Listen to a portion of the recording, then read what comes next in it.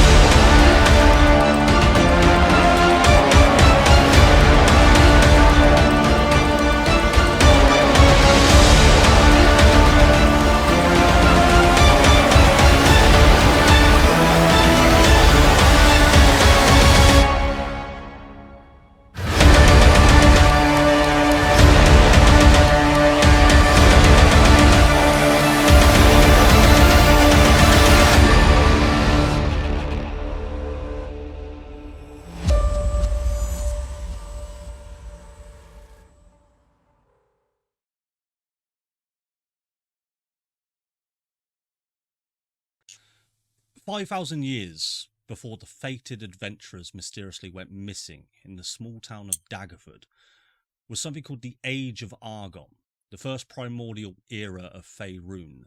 During this time, mortals explored the limits and boundaries of an unstable resource called Argon, uncovered and mined deep below the surface by the humans and the dwarves. Over time, this precious resource has been catalysed and infused and tested upon deep below each major city in Faerun in order to create infinite streams of arcane power sources that can bring life to even the most desolate of places. They named their invention the Argon Core. Today, there exist 3 Argon Cores, currently fully operational, 1 below Baldurs Gate, 1 below Neverwinter, and 1 that remains hidden. As civilization flourished and spread under the guidance of the Faerunian leaders, mortal wizards, priests and mages grew ever more powerful, eventually unlocking the godlike abilities to build entire castles and cities in mere days, and even learning to create life forms of their own. Some have even harnessed the power of the Argon cores to reverse the flow of time without being killed in the process. Religion is no longer prevalent, as few mortals of Faerun have risen to such immense power via the Argon Core's power that they feel like gods themselves. The religious groups that do still exist do so in secret and in hiding. They believe that the power that the Argon brings is too great for any more mortal to harness. Some even claim that the gods themselves are planning to intervene before they are challenged by the mortals and land that they have created. We begin our adventure in the city of Baldurs Gate at exactly 12 o'clock midday. Baldurs Gate is a vibrant and bustling city renowned for its diverse population and a hub of commerce, politics and intrigue. Located along the Sword Coast, it features various districts, including the Upper City, the Lower City and the Outer Walls. The city's inhabitants include merchants, adventurers, nobles, and most recently a flurry of mages and wizards have been seen acting strangely in the streets. It is also the home and place of rest and also a form of retirement for our 4 adventurers. After having travelled with each other for the best part of a decade, slaying beasts, traversing dungeons and saving the world a handful of times, they have since sought an easier time in their later stages of their life and have settled down in various parts of the city, making new lives for themselves. In the Upper City, the atmosphere is pleasant. The sky is a beautiful blue, the sun is shining and the children are laughing and singing in the streets. Just off of the main street in a nice quiet part of the district, we see a restaurant named Hazel's, run by Steve Wagoo and his family. Steve, can you describe your character and your surroundings for us, please? Steve is a fallen Asmar. He's 7-ish feet tall. Very grey skin, bright grey hair. Mildly terrifying to look at. I think if you came across him in a dark alleyway, you'd probably shit yourself. But in Hazel's, he's walking between tables, he's saying hello to people. The voice does not match the man, to say the least. Nice. So, Steve, the time is currently 12 o'clock, exactly midday. Even though this is a busy time of day in your restaurant, you remember that you are due to meet your old adventuring party today in the Upper City Park, not too far from here. What would you like to do? Scene is yours. I'll probably wander about the place trying to spot my wife, Hyacinth, who is probably somewhere in the restaurant, either speaking to people or in the kitchen, shouting. Yeah, you'll probably find Hyacinth in the kitchen. Say in the kitchen. And she'll see you coming through the, I don't know, I'm imagining what restaurants look like. A double door, and you go through and it's like that. And so you move into the kitchen, there's just a flurry of chefs, all seemingly making cheeseburgers. That's kind of all they've been trained to do. And you see Hyacinth there, and she's sort of micromanaging. She's, less ketchup. Ooh, gherkins, really? Steve, sort them out. My sweet, they are well practiced. We did not get a Michelin star, or whatever the Faerunian equivalent is, for nothing. Agreed, but if we wish to achieve the second Michelin star or Faerunian equivalent, we have to do better. We must do better, Steve. We must always strive for quality. Wouldn't you agree, dear? I can only ever agree with you, my love. And that's why I love you so much, Steve. Although your hair's looking a little bit strange today. Why? I haven't done anything different. Maybe you just always look a little bit strange. Where are the children? What are the children? Have you seen them? They were upstairs the last time I saw them, but at this point they could have gone anywhere. You know what they're like. Hey! Get that! Ah! And she shouts up to the kids, and they come rushing down.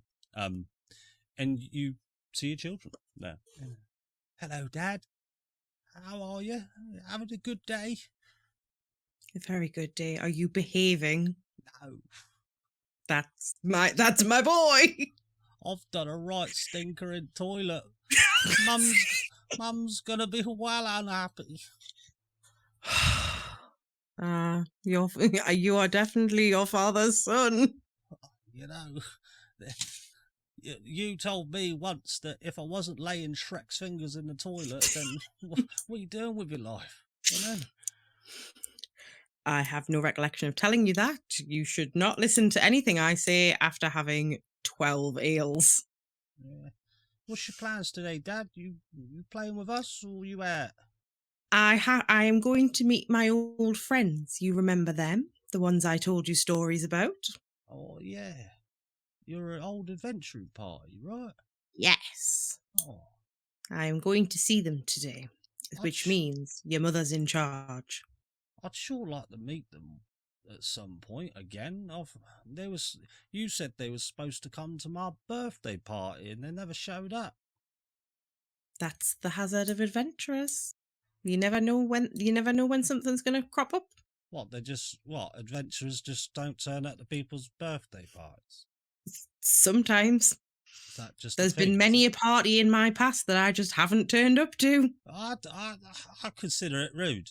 And when I grow up to be an adventurer like you, Dad, I'm going to go to every birthday party that I'm invited to. You will make an excellent bard, my son. A bard? You know what? I like it. I'll change it on my D&D Beyond character sheet right after this. Now go upstairs and practice drumming so that when you are older, you will be an expert. And just off in the distance, you hear a dinging of a bell. Just ding, ding, ding, ding, ding, ding, ding, ding, ding. And you notice to be a customer. a seemingly impatient customer. Excuse me. Service, please. Service? Anyone? Service. Steve will roll his eyes and walk out of the kitchen looking as intimidating as possible. You there. Is this your fine establishment? It is. I What require would you like? a cheeseburger, and I would like it snappy, please. How convenient. I can make you a cheeseburger. Oh, how pleasant. And Steve will just like stare him down dead in the eyes. This is awkward. Why is this awkward? I just want a cheeseburger. It's only awkward for you. And Steve will just turn away from the counter and go back into the kitchen and shout, I need the first available cheeseburger. Yes, chef. Like now. I can go as fast as I can. I've got. Unfortunately, working today is Shelby the Slow, and Shelby the Slow gets the bun. He gets the burger. He gets the lettuce. He misses the tomato. The cheese is flopping out. He's only been at this job a week. He's not done a good job, and he hands you the burger after about a couple of minutes. Is that all right, chef? Have I done good? I'll look at it, and I'll look at Hyacinth, who I assume is still standing in the kitchen micromanaging. Yeah. And I'll just look at her and say, I think I might agree with you more now. And just turn really slowly to Shelby. And I imagine towering over him. Oh. Just look at him and just say, we will discuss this later. Please, Steve, I've got a family to feed. I'm really trying. And I'll just turn around, and as I'm walking out, I'll try and as I'm walking towards the kitchen door, I'll just try and rearrange the burger so that it looks better. He hated it. This is my 5th job in a month. My wife's gonna kill me. Not if Steve does it first. I heard that. I don't even have any good. I have purified food. Oh, it's not even prepared. What's the fucking point? I was like, can I purify food and drink and make it better? Apparently not. No, sorry about that. Oh, that's unfortunate. I will walk out, and I'll stick it in one of the branded Hazel's to go bags that sit beside the kitchen door. And I'll just put it on the table and just go, I assume you wanted it to go. No, but yes, I think I will. Thank you. That's good. That's 12 silver. I don't know how much cheeseburgers 12 silver? I don't know how much cheeseburgers cost in a Michelin restaurant. I know this is the upper city, but 12 silver? I have no context of a price. Dear me. What a burglary of daylight. The new Herald will be hearing about this for sure. As he wanders out, he sort of opens up the door, and a small child, you can just see a small child just sort of gazing in and peering at you specifically, Steve, and just sort of acting a little bit shy, but he does sort of walk up to you and he says, hello, are you Steve Wagoo? I am, little one. Could I have your autograph? Do you have something for me to sign specifically? No. Okay. I'm not sure if I was even going to walk in here. You're scary. Sometimes I pretend to be scary, but it's only so people don't know that I'm scared. Steve, you're my hero. Oh. And I'll turn and sort of lean over and grab a napkin from beside the. This is basically turning into a McDonald's, a Michelin star McDonald's. And I'll grab a napkin and I'll just scribble. I'll be like, "What's your name, small one?" My name's Bradley. Bradley. That is the name of an excellent future adventurer, Bradley. All right, dear Bradley, stay brave. Love, Steve Wagyu. I want to be a paladin one day. You will make an excellent paladin. Just keep your oath or you'll turn into me mate. Oh, you mean Zorbal? Yeah. Yeah. He is a brave paladin, but he has some questionable morals. Do you think I could get his autograph? Do you think he lives up in that manor, doesn't he? That really scary haunted house. I would not recommend going. Do you know what? If you come back this time next week, I will have his autograph for you. I'd love that. Thank you. Just don't go near the manor. Never go near that manor alone. Oh, yeah, we've heard stories. Oh, that's for sure. And I'll give him the napkin with my autograph on, and I'll go, now run along. Thank you. And you'll see Hyacinth will come out and she'll, Steve, look, it's probably better if you just make your way now. You're going to be late, but take this, and she'll hand you a sending stone. Just keep in touch. Let us know how you're doing. Let me know when you're going to be back for tea. This feels like the equivalent of when my dad's going to the match and my mum has to physically hand him his phone because otherwise he'll forget it. Yeah. That's what this feels like. I've got my number on speed dial. All you've got to do if you want to contact me is hold 1. I will bear that in mind. And he'll sort of slide it into like an inner pocket in his armour. Nice. And give her a kiss on the top of her head. See you soon, Steve. Goodbye, Hyacinth. Gives you an old salute. What else does she do? So I assume you're leaving the restaurant, heading out? Yeah. Cool. So as you make your way towards the upper city park, which is where you arrange to meet your fellow adventurers on this lovely, lovely day. As you make your way through the streets, it's just a short, brisk 10-minute walk. You sort of look overhead and take in your surroundings. You don't get out much because there's just so much work at the restaurant. But as you look up, there's just large, great airships just all in the sky, ferrying traffic from one another. This time of year is it's more of a seasonal holiday at the moment. People taking vacations there.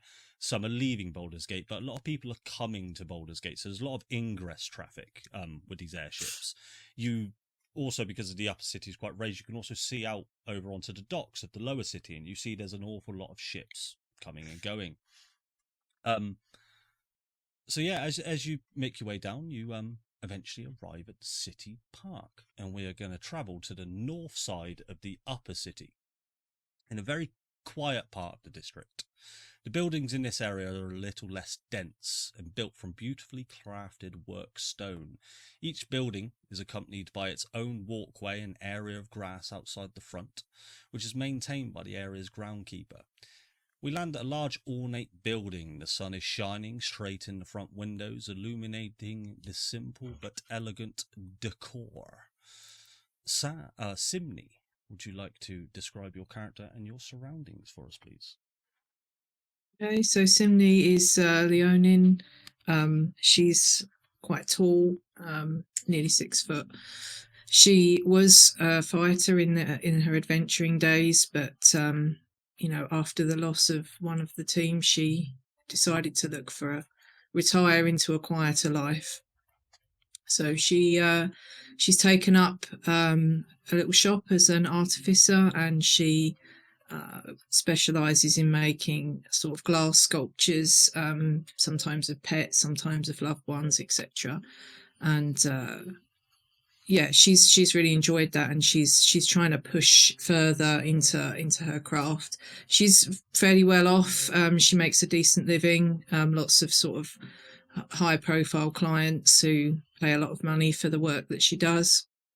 So her house is, it's not a mansion, but it's quite large, and she's got a really nice, currently she's in the bath. She's got a really nice sort of pools that's built into the floor, and it's quite large and luxurious. Lots of plants and greenery, lots of intricate stonework and painted frescoes and things like that. And as you lay there in the bath, just sort of soaking it all in and relaxing. Instantly, it gets disturbed. A knock at the door. It's like my real life. Is it a small child coming in for a wee? Do they want your autograph? There's a toilet right next to it, but it's coming from the front door of your house. Okay, so Simile will kind of huff and ignore it for a moment. Yeah. The knock will not get louder, but just more quantity. 4 knocks this time. Oh, for goodness sake. And she gets up and wraps a towel round herself. Even though she's not like an active fighter anymore, she's kept herself in relatively good shape. So yeah, she wraps a towel round herself and just kind of pads down to the front door and opens it. Crack. And you'll see that, and forgive me if I'm pronouncing this wrong, but Yuxori is at the front door.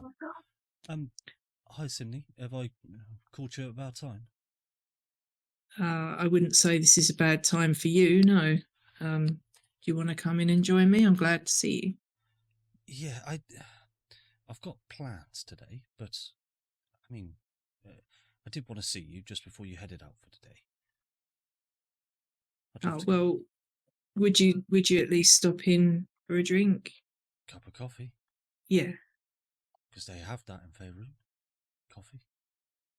Or Do you want me to go and put some clothes on, or?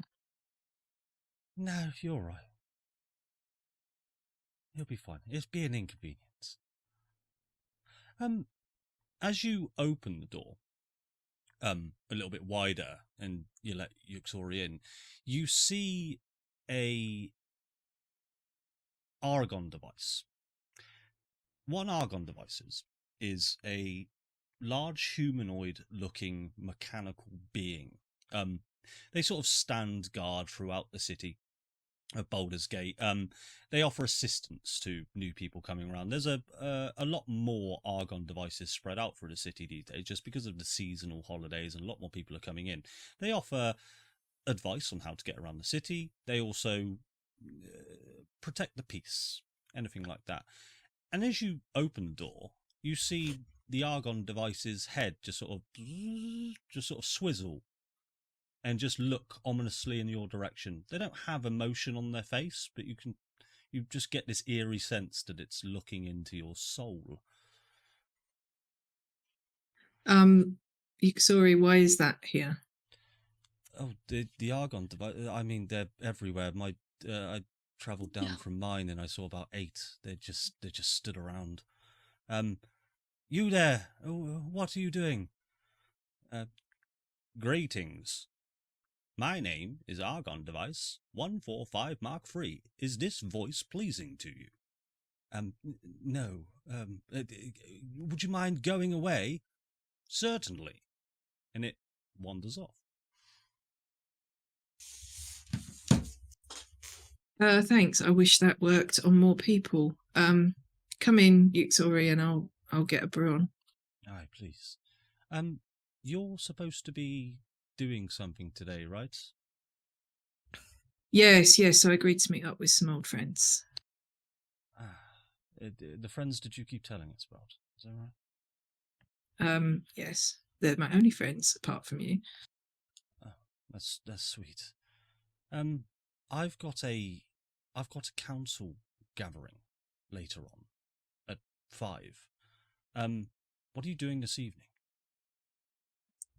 Well, I mean, assuming the revelry doesn't go on too long, I assume that Biffa will start some sort of bar fight. Well, before then, I can probably slip away. There. All right. Well, I don't imagine the council gathering to go on for too long. It's normally just sort of an all hands meeting where we gather round and talk about the daily activities. But they did say there was a big announcement today.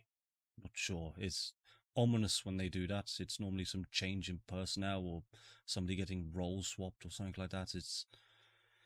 Yeah, I'm a little bit on edge. So sorry if I'm feeling a little bit stressed as well. Nervous. I have to do a presentation with PowerPoint and all sorts.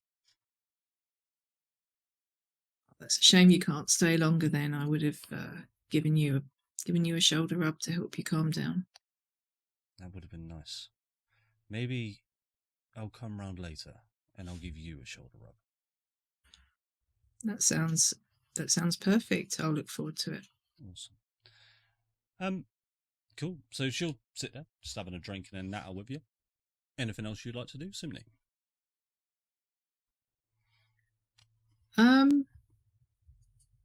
No, I think I'd just like to have a good sit with Yuxori and, thank her for stopping by. And then I guess I said to her, maybe if you've got time, do you mind waiting while I just go and get dressed before I go and see my friends? Yeah, of course. I'll sit down here. You've got nothing to worry about. So I'll make sure that those Argon devices stay well away. Listen, I've got a little bit of a plan I'm gonna kind of one day I'm gonna lure one, I think, into the workshop and just fuck with it a little bit just to see what happens. Be careful. They are known to enact harm when people have tried these things. Just be careful. I know you're more than capable. Just watch yourself. But I'd love to see it. Yeah, I'll see what I can figure out. Maybe I can get it to make some sort of projection of a woman in a robe saying, "Help me, Obi-Wan Kenobi," or something like that, something random. That would be hilarious. Yes, no, I want to see this. Yes. All right, I'll go upstairs, get dressed, put some expensive perfume on and come back down. All right. Give me a second then. What's your passive perception, Simney?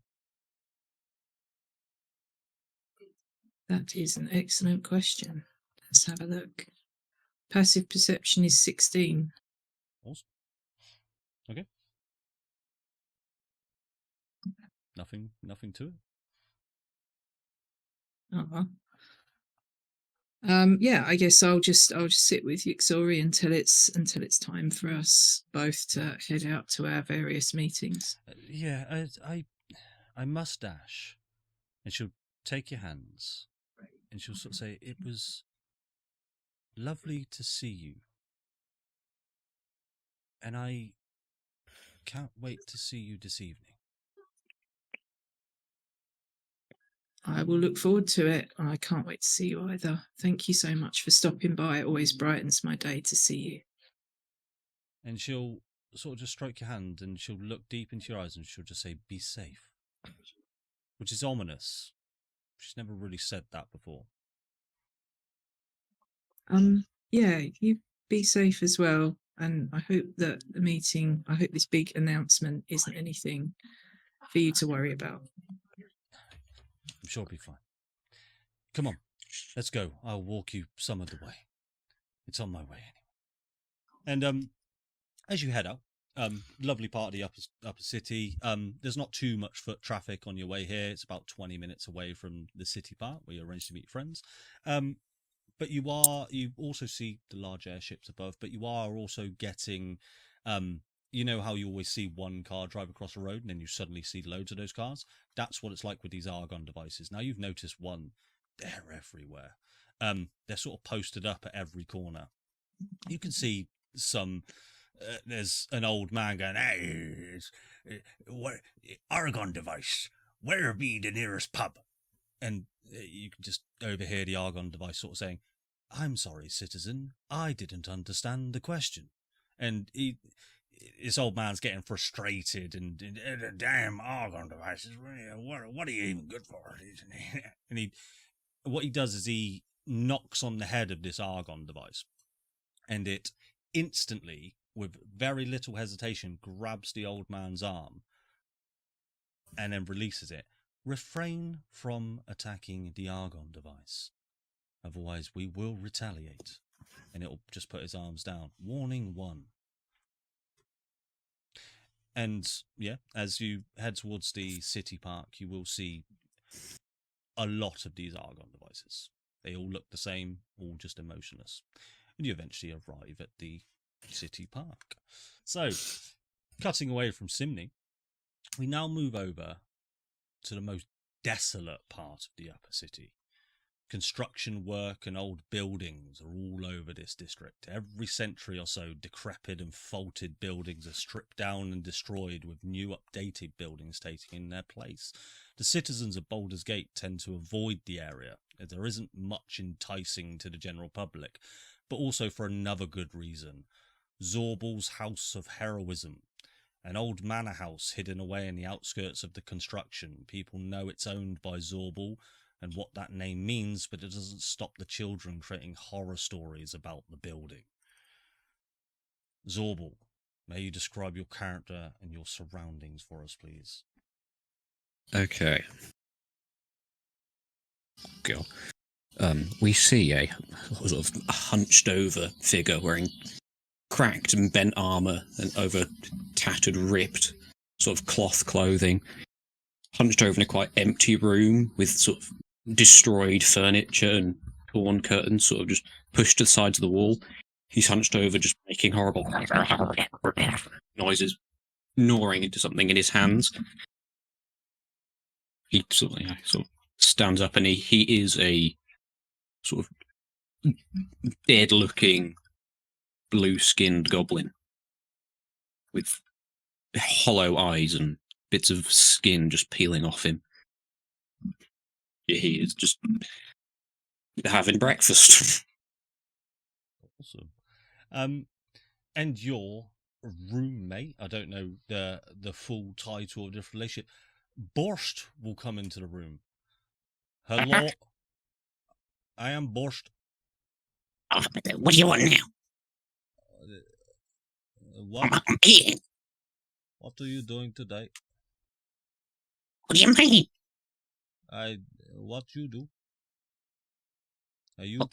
Have you planned?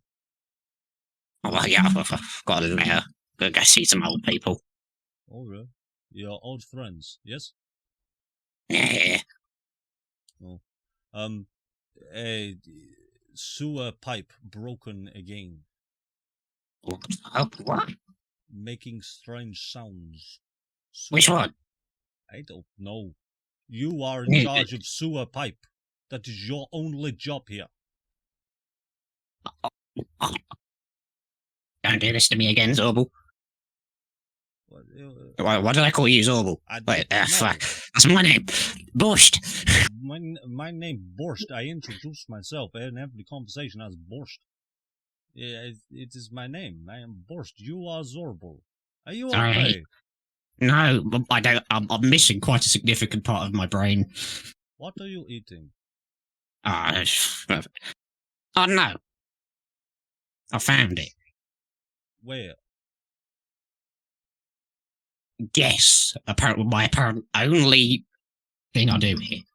Oh, you're eating this horrible rat meat again, aren't you? Yeah, but this one's big and okay. Very juicy. This is why I like you. You're honest. And do you remember the first time we met? Oh. No. No. I'll remind you. You came to Baldur's Gate with your friends. And you knew of my old friend, Lexi. Do you remember? Oh, that cunt. Whoa. He's nice. What? He's a nice man. For a bit, but then he totally 180'd on me. Yeah, he was known to do these things, yes, for sure. Do me a favor, Zorbel. If you go out today and you spot any iced buns, can you bring me some back, please? Always, mate, that's why we're the bestest friends in the world. Yes. Do you also know what the bestest friends in the world do for each other?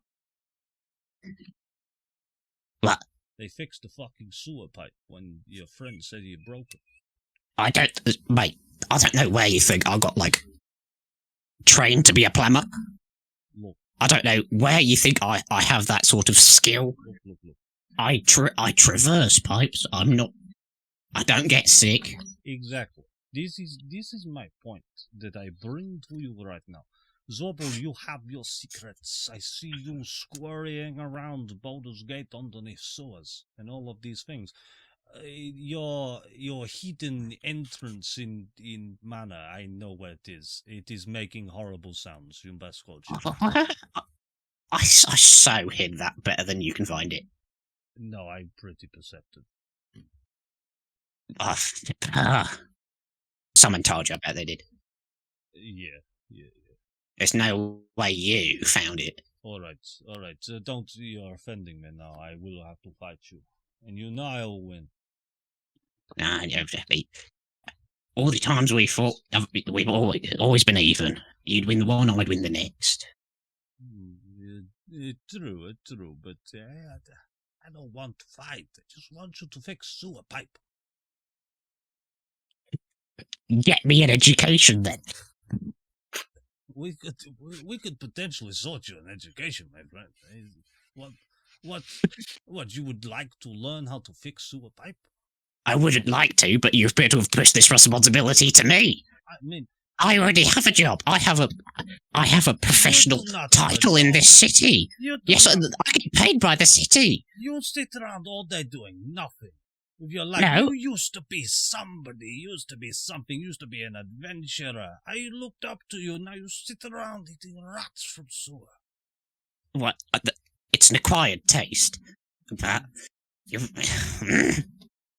Look, I don't, look, we are rowing. I don't like to row. These staff, they hear us, they get sad, they think they lose their jobs. I don't want to row. Look, someday, you need to find a hobby. You haven't been adventuring for years, since you lost your friend. In the sewers, believe it or not. But you need to get back out there. There's plenty of people, cuts up trees to save. I don't know what adventurers do. they look so scared up there. Yes, you should save And them. helpless. And tasty. Fuck it. You're a lost cause, my man. You're a lost cause. Oh, sorry. I'll try to be nice today. Oh, I'd I'll love to go. do that. Yeah. The first thing I'll do when I meet my friends, I'll give them a big compliment, just for you. And I tell you what, when you're out there, try and find yourself another oath. I feel like you were a nicer man when you had an oath, and then you broke it. Go find an oath. I don't know, the oath of hedge cutting, the oath of newspaper giving out. You could be a paladin of anything you like here in Baldurs Gate.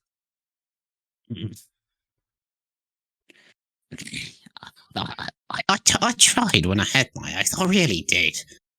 No, you didn't. Just No, you didn't. also, how did you know during that 5-minute period I had my oath?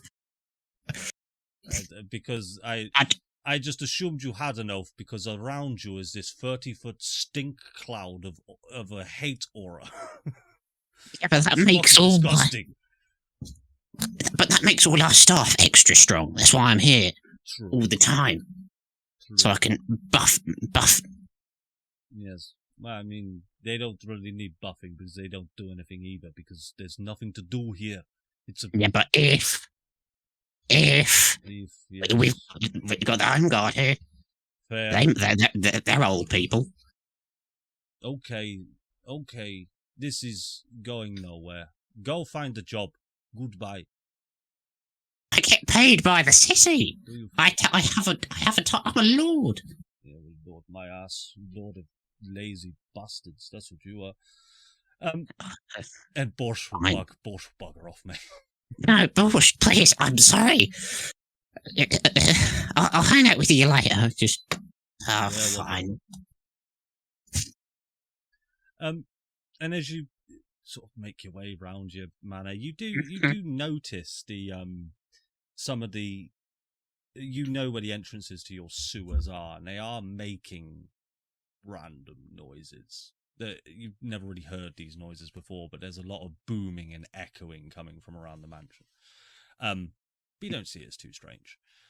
You do remember, you do have to meet your friends in the city park. What would you like to do? Well, how soon do I have to meet them? In about 30 seconds. Ah, fat. That's up to you. Would you like to do anything else? I mean, I'll spend a minute tormenting the elderly, and then I'll run after them. Okay. What, in the manor or outside the manor? Well, in the manor, because we've got... You got some elderly people as staff? Yeah, it's like I put them in the DM. It was like a sort of semi-retirement. That's Borst's mates, because he's part of the city guard. Roll me an intimidation check. Then. Oh, I'm good at those. I'm good at those. Or I should be anyway. 26. Yeah, you do a great job. Of chase them around like pigeons. You know? Cool. Anything else? Was that the first time you've ever had a torment the elderly roll? Yes. Yes. I'm sure it won't be the last with you. There you go. Anything else, bud? No, I'm going to sort of scuttle on all fours to the place. Cool. And as you make your way down, you're also in the upper city. You do notice the abundance of Argon devices around. They seem strange, but they're familiar. These Argon devices, they've been here a while. There's just a lot more of them these days in this festive period. You also notice the large airships. One looms above, quite close, because you're in the upper part of the city. They do sort of fly overhead, and you'd see one child just sort of go, Zorbo, look at me. I'd like to throw a rock at the ship, not the child. Okay, roll me a d20 and add your proficiency modifier to it, mate. It's a d20 plus 6.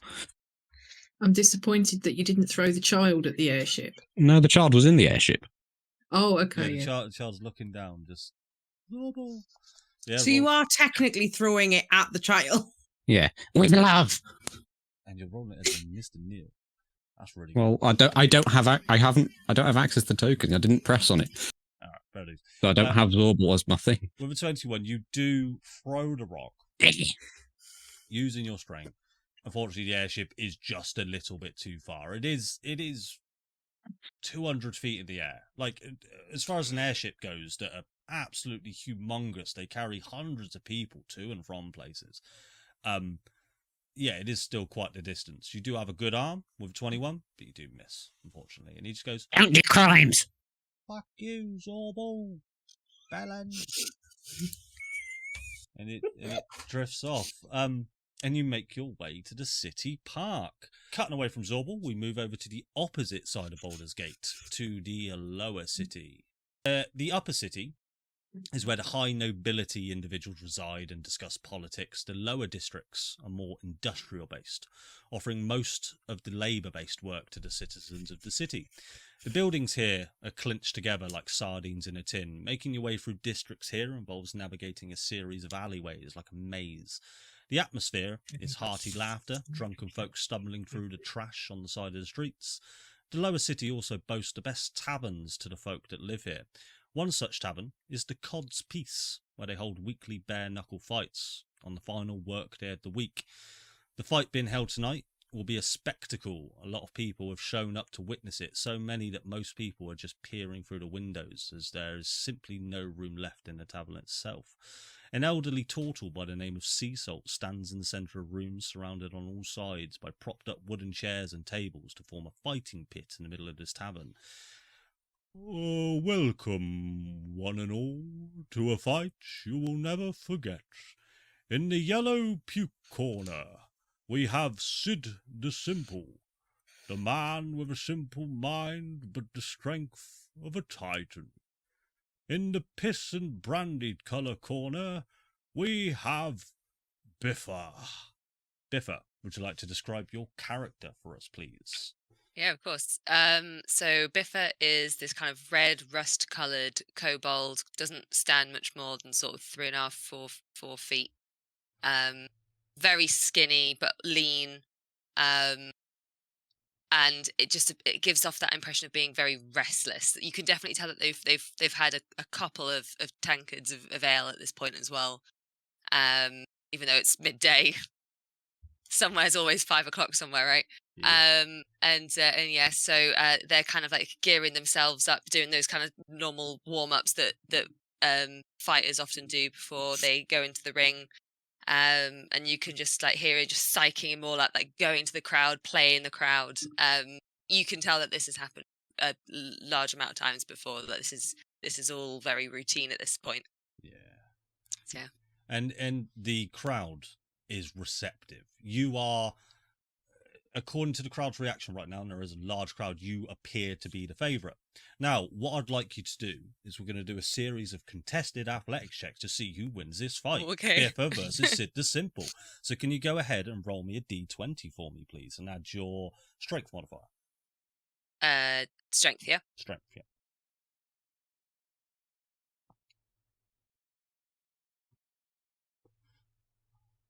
Or just roll athletics from your character sheet. Up to you. Well, see, no, my athletics I've got plus 13, but my strength's just plus 7. It's because it's adding your proficiency. If that's your athletics, then roll your athletics. Completely fine by me. Okay. There you go. So with a 9. Oh no. Well, there we go. Even better. 22. So 22 versus a 9.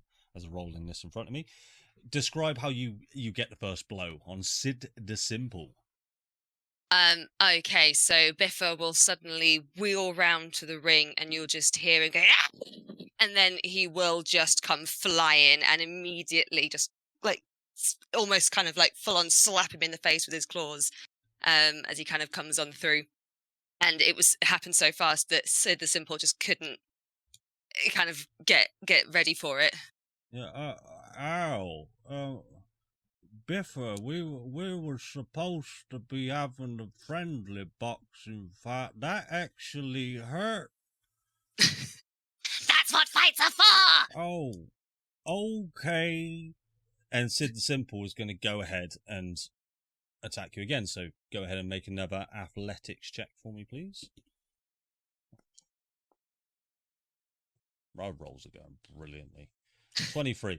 Sid the Simple. He's a simple guy. He goes for a swing. It's the most obvious haymaker. He's going up. He's with his right arm.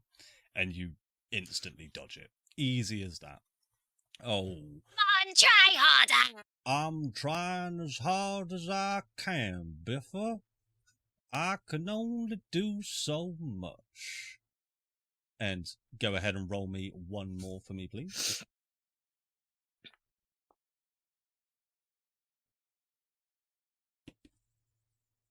Is that a 23 again? Yeah. Golly. So explain to me how you knock Sid the Simple out in 3 rounds.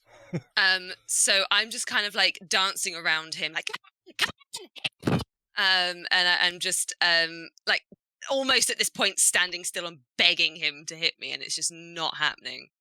And so you can kind of see him, his shoulders kind of slump. He lets out this kind of sigh. And then the next thing you know is that he just kind of almost like without even properly thinking, there doesn't seem to be very much effort behind it at all. He just kind of flat palms him to the face, grabs his shoulders and then knees him in the stomach, and then just flops his body on the floor. Ow, that hurt. And Sid the Simple is now unconscious. The crowd is roaring, not as much as they normally would, because you've managed to just knock this guy out in 18 seconds. Crazy. But they all bet money on you. They all won money on you. The majority of people. You'll see Seasalt, the turtle, coming up. Good fight. Good fight. Was it? I mean, That was boring. Next time, a little theatrics in the ring doesn't go it goes a long way. We bring in more Cecil. punters. There's only so much theatrics I can do when I'm having to deal with that. I've fought zombies with more energy. Sit the simple, he's fought dragons. Or so he says. That's what he put on his CV. I'll believe that when I see it. And I'll just kind of like waddle over to the bar. Can I have an ale, please? Yeah. No ale, I'm afraid. We got whiskey, brandy, and this other stuff called hooch.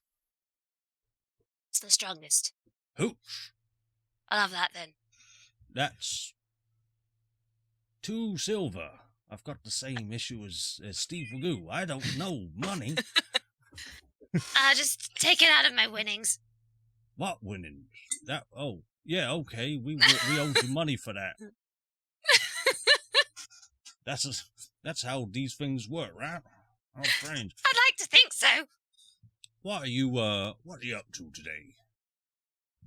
Oh, I'm off to see my old friends. Oh, that can't end well, can it? Probably not.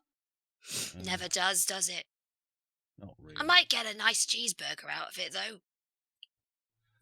If you see Steve, tell him he owes me 10 gold. Why? The gambling is. I shouldn't say. His wife doesn't like it. Okay, I'll let him. Yeah. Speaking of gambling, the man in the corner, he's been eyeing you up for a while. And you'll see one of the people in the corner. He just sort of storms up to you. You owe us 1,000 gold. Hey, what did I do? Who are you? Well, if you remember, you played in a Texas Hold'em game last week. You scurried out of the room before paying after losing 10s versus aces. Don't remember that Well, at all. I do. Pay the fuck up. Ah! And I'll sort of like pat. I seem to have left my money at home. Now that's convenient. It very is. I don't know. I don't think it is from my position. I tell you what, you've got until 10 o'clock this evening. Otherwise I'm coming, and I will take your hands. I need those. Yes, that's the point. Okay. 10 o'clock. No later. You know where to find me. 10 o'clock. Is that 10 o'clock this time? Or is that 10 o'clock, like, on the other side of the world? Like, what kind of... 10's very relative, isn't it, really? That is 10 o'clock FST, Faerunian Standard Time. Okay. Do my best. It's +2 to GMT, if you were wondering. We have many time zones in Faerun. Anyway, so I just really enjoyed thinking of time zones. That was fun for me. Cool. Anything else you'd like to do, Beffa? He's just gonna sort of like sidle on to the other side of the bar. So that he's far away from the guy or any of his comrades. All alone. Sea salt. Yeah. You don't happen to know how to get your hands on 1,000 gold in 10 hours, do you? Oh. I mean, you could rob a bank.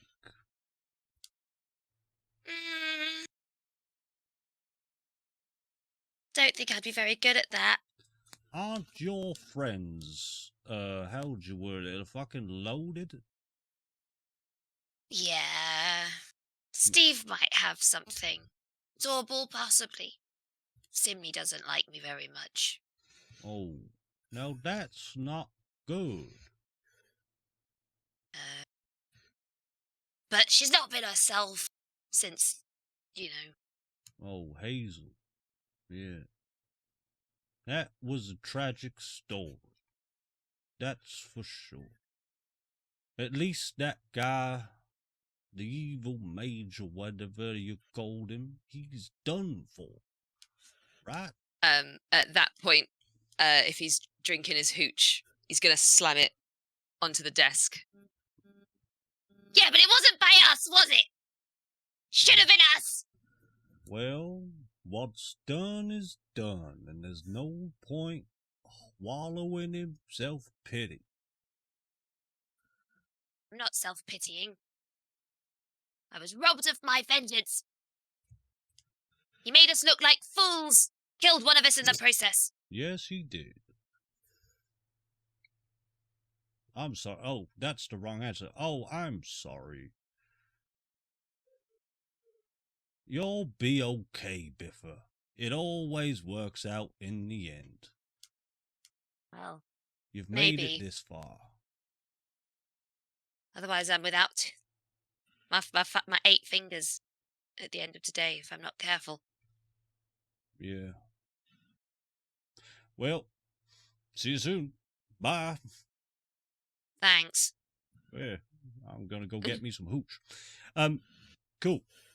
So, Beffa, you make your way towards the city park. Going through the lower city, you're sort of traversing the mazes of Baldurs Gate, out until when you get to sort of a clearing of the central part of the city where it equally moves into the upper city. But as you make your way there, you do notice a rather odd behaviour of quite a few wizards and mages making their way through the streets, but they're all in a rush, they're all in a hurry. And one wizard in particular just barges straight past you. And he sort of looks at you and goes, "Mind where you're going, lowlife." You walked into me! You walked into me. I've got no time for this. Do you know what I'm doing right now? Why would I? Who are you? Get lost. And he just... There. And he wanders off. And you make your way to the city park, where you will all meet each other. The city park is a lovely area. You all know it well, not as much as you lot frequent it, but there is a large tree in the centre of the park. Lots of nice benches. The day is lovely. The scene is yours. What would you all like to do?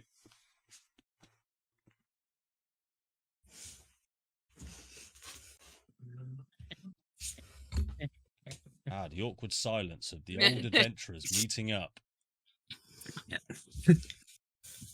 Biffa will come running up to all of them. And Hi everyone! Steve!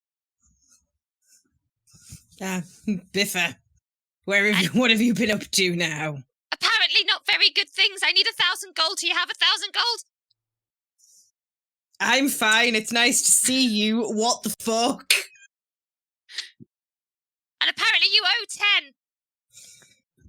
Oh, shit. And Steve will just kind of start patting his pockets and just be like, I haven't brought any, I wasn't expecting to need money right now, Biffa. Come by the restaurant tomorrow and we'll sort it. No, I need it by 10. I need it by 10, otherwise I will not have hands. What are they doing with your hands? Chop them off. Don't even think about it, Zobel. You cannot eat Biffa's hands. I wasn't going to say anything. I could tell by the look on your face. Fine, come by the restaurant tonight and we'll sort it. But do not tell Hyacinth. No, I will not. Thank you, you are a lifesaver, a handsaver.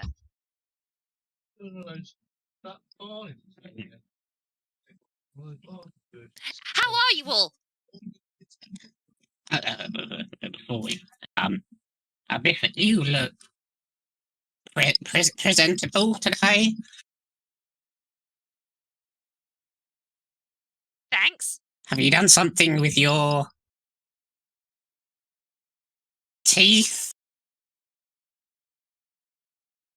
A couple of them knocked out the other day. To Does it show? It looks great. Okay.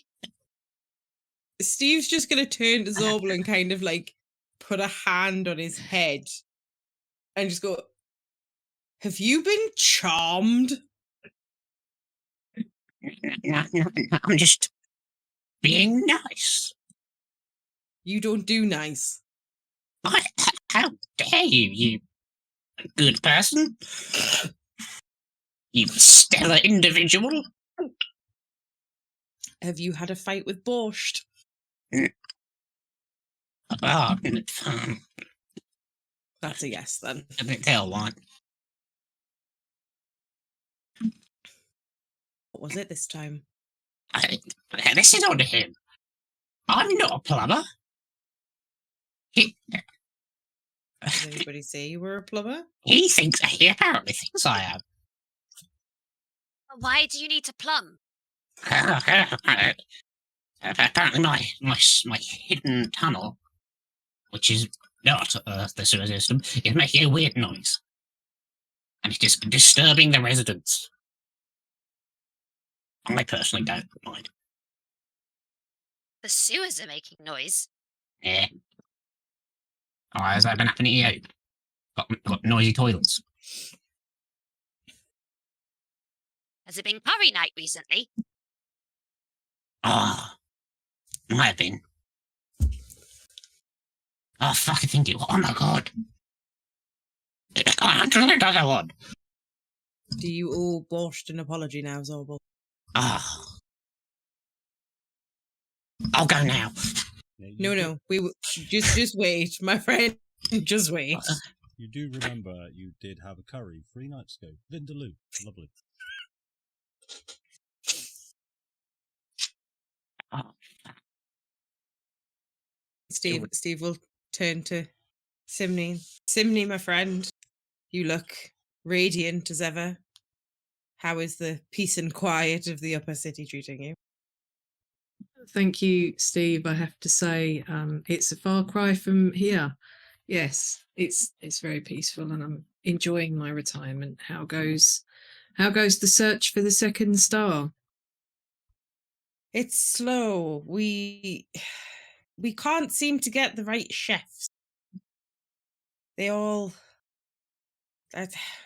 Hyacinth thinks it's me. Apparently I'm scary. But I think that she needs to spend less time shouting at people in the kitchen. Yeah, I could probably expand my own business, but I have no patience for trying to teach idiots how to do the job. So I admire your courage in giving it an attempt, to be honest. Yes, well, maybe one day I'll find someone worthy. Today is not that day. He's getting sacked as soon as I get home. What about the kids, though? Aren't they old enough to work a range by themselves yet? Apparently it's not safe. Like, I was blasting fiends down from in the 9 hells by the time I was Arturo's age. Feels like an absolute rip-off all of this health and safety child labour nonsense. Tell me about it. Safe doesn't earn a wage. Safe doesn't make them brave. No. Yeah. We could probably send one of them down the sewers for you, though, Zorbel. I don't think Yeah. that's very nice. Do they have experience with plumbing? No, but that's Probably. the point. They need to learn. They have to learn eventually. Sure, send one of your children my way, and I'll take good care of it. You recognise you will have to return the child with all working limbs and extremities, right? I would never. I've turned over a new leaf. I am being solid person, nice guy, Lord Zorbel. Simney, you're looking moisturised.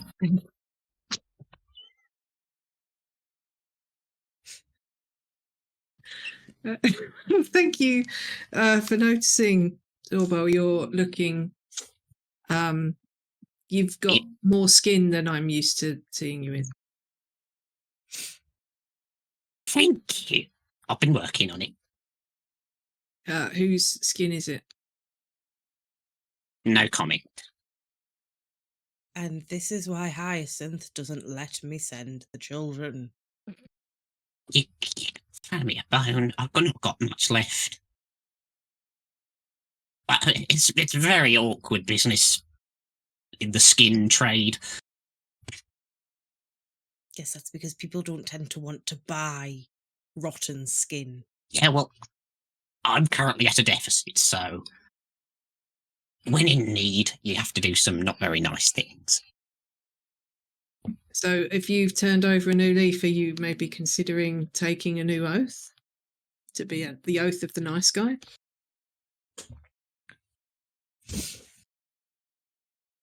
I'm thinking about it. I don't want to commit to one single thing just yet. I'm going to sort of just peruse my options. What was that oath that guy? What was his, the gooey one? What was his name? Baldwin. Yeah, no. It was something Laborin. stupid. He used to dance when he said it. Ludwig or something. That was it, Ludwig. Ludwig, yeah. From the ethereal From plane. from space, yeah. From space, Yeah, no, yeah. from space, there we go. What was his oath? It was something ridiculous. Like he wanted glory or something, didn't he? What? Glory's for nerds. The oath of the bossy boots, I think it was, wasn't The oath of the fuck my friends. That could be taken in two very different ways. Yeah. it? The Shimmer's taken that oath as well, I think. I miss them. I hope they're doing well. He was alright. Didn't really get on. I want to find my own thing. Is at this point that in the midst of this city park, you'll hear a bing, bong, boom. Good afternoon, citizens of Baldurs Gate. Today is a beautiful day, and this day we remind you all to love and care for one another as we celebrate another year passing. A reminder that anyone travelling by airship today that you may experience delays due to the amount of incoming traffic we are receiving. We would also like to tell you of the amazing offers you can find at Willow's Artifacts in the Upper City. Everything is 20% off for today, and if you purchase any magical item, the second one is free.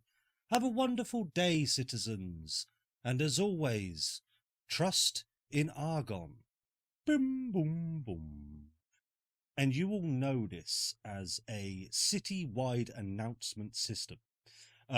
It's powered by Argon tech, much like other devices you see in the city. And yeah, it is heard city-wide. So it's no surprise that you're hearing this, but they typically make an announcement once per day, much around the same effect and promoting someone who's paid for it. Not those fucking tin cans again. I've been seeing more of them. It is also at this point that 3 individuals make their way over, transporting through a tree, apparently. Here, mate. Look, it's the old fucking adventurers. Look at you lot, banded together. What are you going to do, save a cat in a tree? Fucking say that to our faces, you shits! I'll put you up a tree. I'll tell you what, man in the sky, unpause the game. I'll say it to your fucking face. Come on, then. Leaf, turn back over. What? The leaf's gone. It's gone. At least not even turned over. It's just been The leaf sent just away. disintegrates. Leaf into ash. thrown, ripped. Steve will just step forward to kind of block Biffa and Torpal from being able to go anywhere. I will also add to the blockade. And just stand and obviously naturally just tower over them and look quite threatening, spatula in hand. spatula. Please, not again. not I'll be not again. Like my friends, today is not the day for starting anything. Today's always the day. Oh. Shut up. So you do see in front of you. Fucking What? Strahd von Zarevich, apparently. It's not Strahd von Zarevich, but hey, it's so you see a party of adventurers. One looks like Strahd von Zarevich. It may well could be Strahd von Zarevich. Why not? You do see a clericy type figure and a mage of some sort. Yeah, you would know these people not by name or anything like that, but you've heard of reputation that these are another adventuring party, younger than yourselves. So what you doing then? Old people. You out on your stroll? Simony on the Zimmer frame? Making your way? What's your walk speed these days, Simony? 20 feet?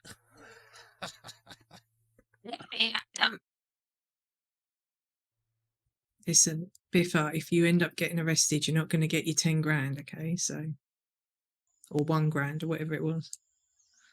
You can see every sinew just like clenched, but he's not moving. That was enough to remind him to not do anything. The only reason we're old is because we were so good at what we did. I very much doubt you'll make it to this age. Prove it. So which one of them is actually talking? I don't know, take your pick. Strahd von Zarevich. Strahd von Zarevich. Strahd von Zarevich. Oh, hello, greetings. It is I, Strahd von Zarevich. I have come from the land of Barovia just to mock you in the city of Baldurs Gate. Go stab a Nand. I've done no such thing, and I would never have done no such thing. You have That's a double negative. You just claimed to do it. I've had enough of this. Draw arms, or get out of our park. I'm going to be looking at the other two, like, let me. Simony, Steve, please move your incredibly toned and fashionable bodies out of my way. And let me at this man. Zobel, these compliments make me uncomfortable. And as he's turned to say it, he's just going to throw out his hand and chuck out an eldritch blast at Yeah. Von Zarevich. You certainly can. Let's roll initiative. Hooray! Cool. And we will go ahead and begin combat. So Simony up first with Biffa on deck. Okay, so what I will do is hold my action and offer Biffa an arm with the intention of launching Biffa at them on my turn. Okay. And then over to Biffa. Okay, right, cool. Right, so I will look at Simony. I can get him.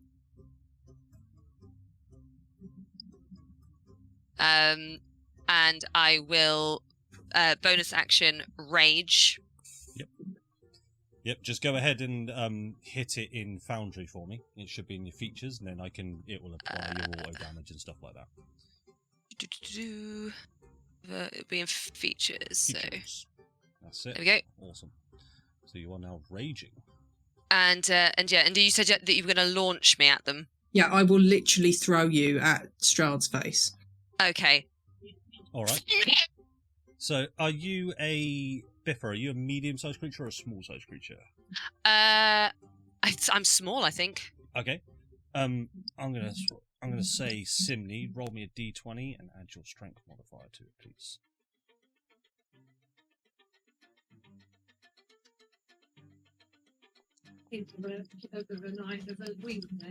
Awesome. That'd be 22 then. 22. Okay, even better. You can launch Biffa up to 30 feet. So where would you like to launch? Straight in front of Strahd von Zarevich?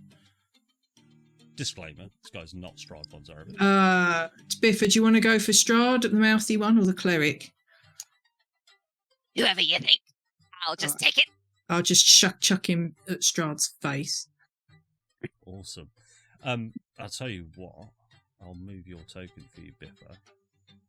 It will push him back a bit, like that. So it'll push him 5 feet with a 22. Okay, so that was your action, Simney. So we're going to now move back over to Biffa. You have your action and your movement left. Right. So as I'm flying at him, I will scream, and then reckless attack. Yep. So at advantage, I will go and slash him with my defender greatsword. Awesome.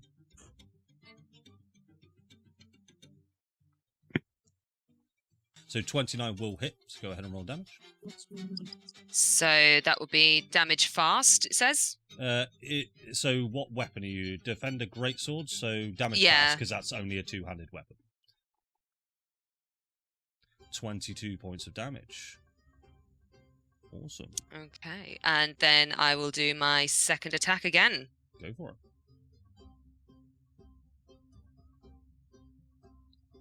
And that is going to be a 25 still hits. God, what is your attack modifier there? Plus 16. Ridiculous. No. 25 hits.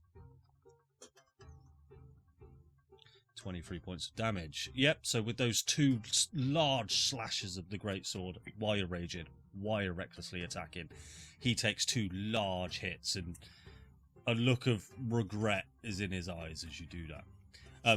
Anything else before? Still have you moved? No, I'm gonna plant myself exactly there, and then I'm gonna dig my claws into the ground and go. Neat. Awesome. Steve, over to you.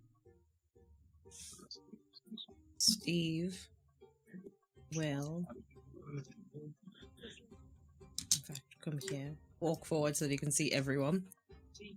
And there's so many spells.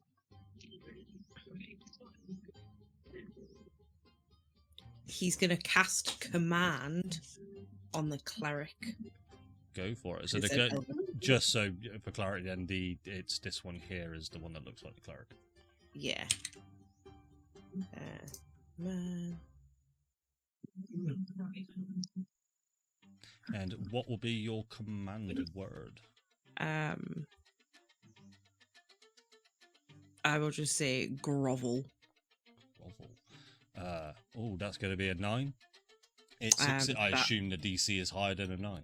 The GC's 26. What? 26. I think the cleric fails.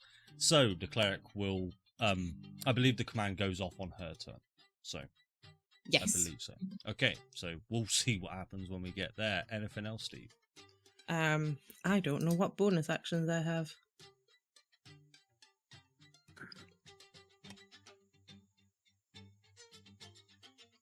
Ooh, and then on, can I do that? No, I can't do that. I don't know how spells work. You've cast a leveled spell, so if you Yeah, want that to was bonus what action, it my would need to be a brain was cantrip. doing. I will, as my bonus action, use my Hexblade's Curse Mhm. on this guy at the back who just seems to be hanging out doing nothing. Okay, let me remind myself that just instantly goes on, doesn't it? Against which, Yes, Yep. so he's cursed for 1 minute or until he dies, I die, or I am incapacitated, and I get a bonus to damage roll. And I get extra HP if he dies. Awesome. Movement left. I have 20 feet, I think. Yeah, you've only moved 10 feet so far. I will just stay there for now. Okie doke. It is over to the mage-looking bloke whose name is Xantar. My son named him. But he's cursed now. Turns out he's not. He dresses like a mage. He's not actually a mage. And what he's going to do is he will move to here, and he will bloodlash you, Biffa. Does a 18 hit, Biffa? No, it does not. It does not, so he will go for a second attempt. It'll be even worse, I assume 14 doesn't hit. So he lashes out 2 tendrils of blood, and what he appears to do is it tries to wrap itself around your arms, but it misses entirely, and it just sort of hits into your non-armor or just your kobold body and falls to the ground. I will laugh at him. Yeah, what a terrible fall. It is now over to the cleric, who will, as their action, let go of their staff, get on their knees, and their hands on the floor. Please, please don't kill us, please. As he is grovelling. And now that's the end of Ciso's turn. Zorbal, over to you. Yeah. Okay. I'm just gonna run over to the grovelling man and sword them in the face. Go for it. What was that? What happened to all that I'm gonna say, confidence? because of the grovel command word and what Ciso is doing and how she fails so drastically, you may have advantage. They are And you- prone when they're grovelling, so... True. Discard previous. Yeah. That'll be a 20 hate to hit, which, yes, that hits. Yeah. Oh. Oh, no, not attack again, Ad.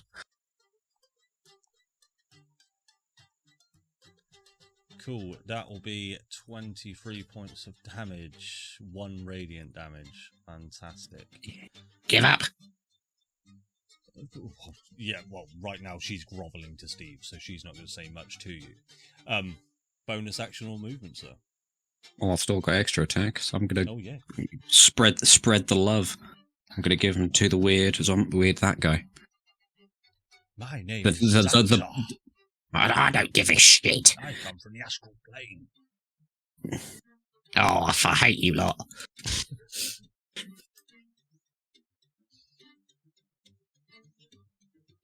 23 hits. Mm. 19 damage. Nice one.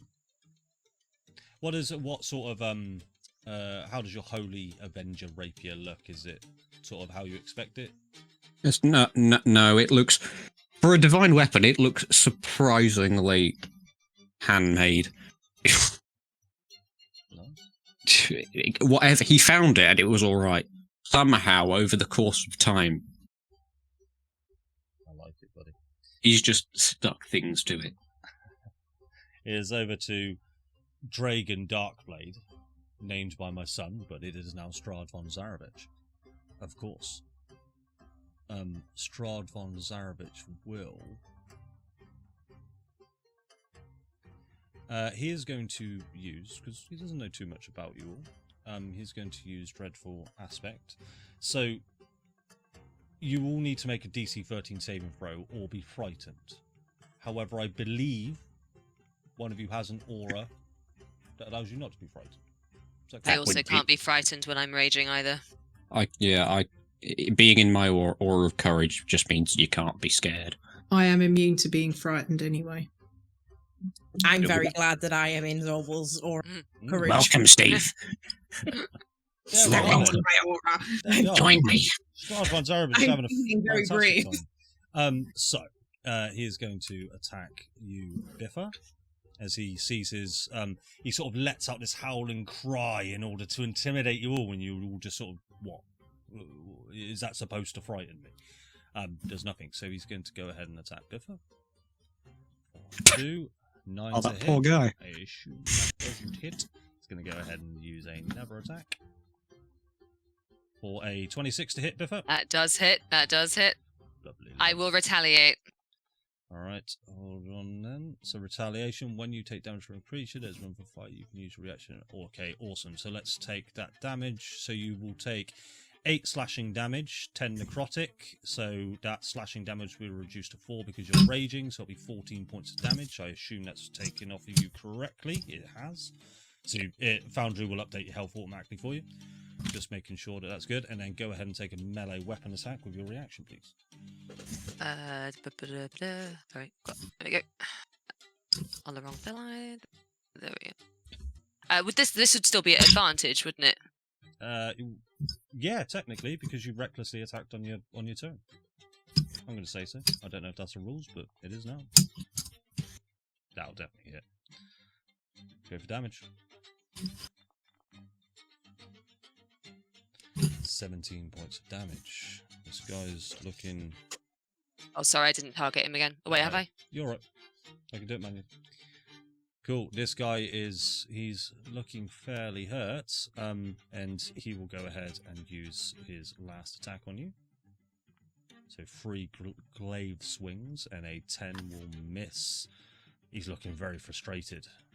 I will say, go and mule to your mother, child!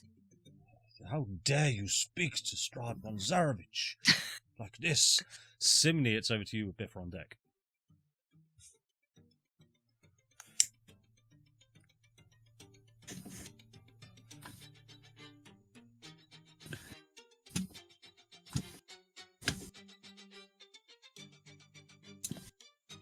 All right, so I will stride over to Strahd. Why is everyone ganging up on me? Is he a dickhead? Oh, Fuck around and find out, bitch. You stabbed my interdimensional Nam.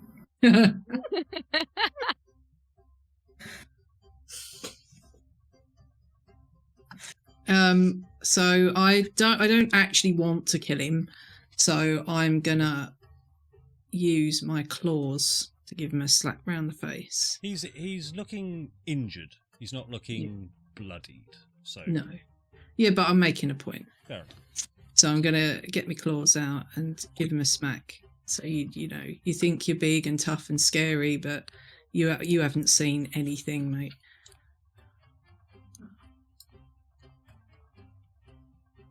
.24 will hit.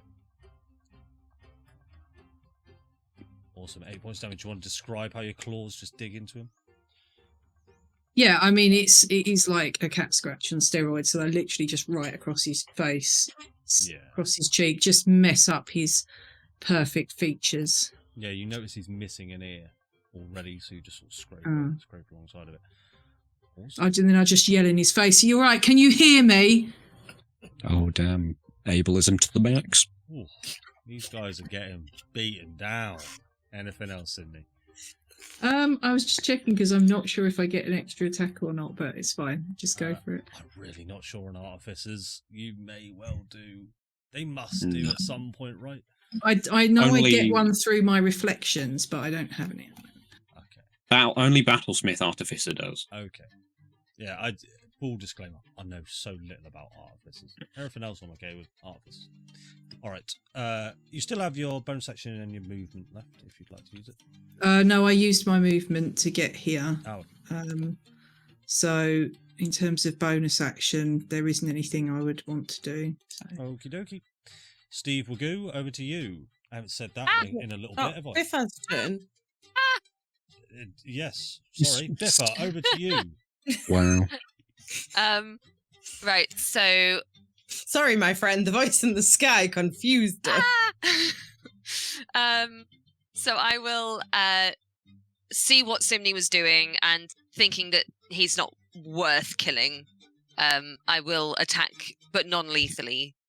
How do I do that on Foundry? Just tell me you're doing it, and Right. we'll I am figure it attacking out. him non-lethally. Yeah, I think the only sort Reckless again. of reckless non-lethal is that. I think Yes. so. It just gives me advantage. I know, but if Yeah, you, I know, if you it sounds imagine like- trying to attack someone non-lethally but recklessly attacking him, You're being aggressively careful. aggressively careful. So a 20 hits. Go ahead and roll damage. 25 points of damage. Yeah, he's not dead. He is looking bloodied. He's not looking good at all. You had enough yet? Yes. Attacking. I surrender. I surrender. I'm sorry. I will look at the rest of my party and just see what, because I'm there thinking probably not the best judge right now. Should have thought of that before you started a fight. I'm gonna attack him with my extra attack, but again, non-lethally. Non-lethally. Okay. Don't roll in that 20. All right. Oh, I nearly did. Yeah, 30 hits. Roll damage for me. Oh. Okay. 17 points of damage. This guy is... You haven't done quite enough to render him unconscious. But what he's going to do as a reaction is he's just going to fall over on the floor and pretend he's unconscious. And I am stupid enough to think that he is. And then I will move around too. So I'll have gone around Zorbal to their left, and then No worries. I'm now behind. No worries. What we sort of implore here is you can walk through your teammates, just not enemies, as long as you don't end your space in that. We're both small. You can squeeze past me. And Yeah. exactly that. Okay, And yeah, I will have my turn. Steve Magoo, over to you. Steve is just gonna step over Zorbal. Now what do you just a leg over it straight off. And Good form, he is I going think. to take his spatula. Oh, Nat 20, that all hits. Nat 20 Okay. spat. Critical hit. You got the nat spat. Nat spat. Nat spat. Oh, For Really? 12 points of damage. really? I mean, That feels sad. it's not your That's primary source of damage, but it's That's true. cool. Do you want to describe how you critically hit someone with a spatula? So I walk up to him, and because I have cursed him, I just kind of get to do what I want. Essentially, is how I'm. And I'll just take the spatula and just kind of drive it straight into his throat. Just, Brilliant.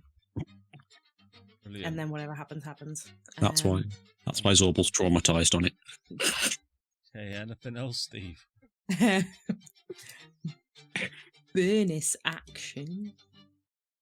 I'm gonna do a smite. When I Yeah. You're figure gonna- out what a smite does. So with the attack that you've just done there, you can pump that with a smite. Sick. I'm gonna do a searing smite. Okie dokie. Oh. Spell smite. So just roll your. He's not undead, so it is just your normal smite damage. I'm gonna do it at 2nd level. Okie dokie. Yeah. Three dice, I believe that is. Doing a specific smite. Oh, it's a searing smite. Yeah, I'm not even too sure on that. Not a divine smite. 6 damage and a con save. Oh, and Nat- he nat rolled a one on nat con 1. save. I'm gonna have to remind myself of searing smite. Take 1d6 fire damage. Yeah. At the start of each of its turns until the spell ends, it makes the con save, and if it fails, it takes another 1d6 of Oh, fire damage on each turn. How pleasant. Yeah. Anything. I'll just kind of stand over him and just be like, you should not have started this. Invoke the barbecue. The What, family lads? dog. All right. We was just playing a joke. It is now Xantar's go.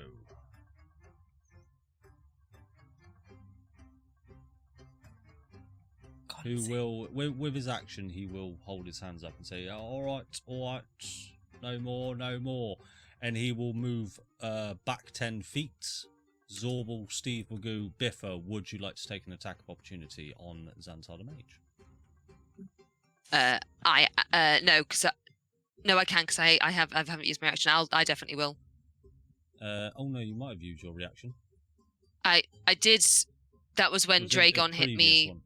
Yeah, that was before, and now my turn's happened again. So, Alright, go ahead and press T on him and take your attack of opportunity on Xantar. is that just another throw with my greatsword? Correct. Cool. Yep. 30 will hit. Roll damage. 21 points damage. Zorbal. Attack of opportunity. I want to find where my bite action is. Your bicep. Because that's a racial trait I have. It'll most likely be in there somewhere, buddy. Features. Because I want to bite his shin. You have a powerful jaw. Yeah, it's powerful jaw. Racial features. So it should be in my features section. Yep. So if you go into features, scroll down past features and say racial features, you'll see powerful jaw. It doesn't do a lot of damage, nor can I hit with it very well, as it uses strength. I'm However, pretty sure for an attack opportunity, you got to make an attack, but it's fine. here's an attack roll. That's technically it. Wow, all right. I'll probably miss though. Yeah, that's a 0. Now, That's a what? 0. I just bit at him. Yeah, so you just as you sort of go to bite, you just ow, oh.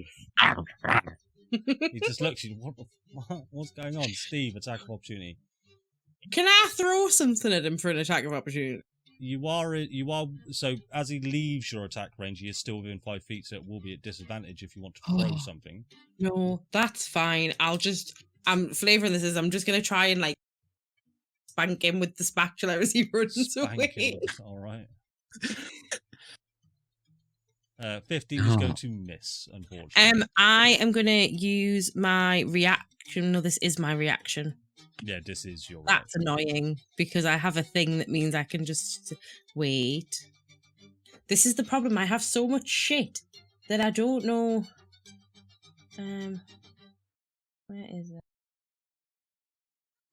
No, that's also a reaction. That's useless to me. Sorry, I'm just learning what all of my shit actually does. That's all right. That's why we have No, these it's features fine. here. I'll just take the miss. Take the miss. Sometimes Just you kind of just gotta wave take the miss. wave the spatula in the air because I've missed it, and just kind of wave it and just.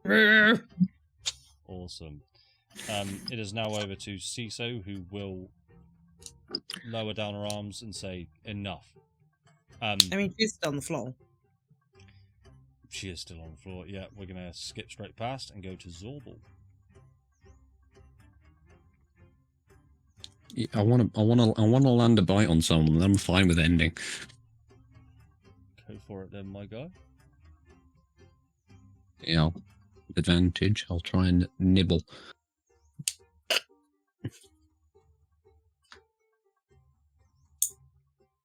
I need nibble to be an attack option from now on. Advantage on nibble. That Fuck. will miss, unfortunately, buddy. Extra attack. Go for it. Come on. Fuck. 12 misses. You know what? Don't come near us again. Zorbal, I think this is a sign. Zorbal was just biting the air 3 times. Right? Ow, ow, ow. Getting nothing done. It is over to Strahd von Zarovich, who is still he's going to use his action to pretend to be unconscious. It is the top of the round, Simney. I'm going to give you the last action, unless you guys want to just pummel these guys into dust. I'm going to let you take the decision on that one. I am gonna use one use of my magical tinkering. What? I'm gonna tinker with Strahd.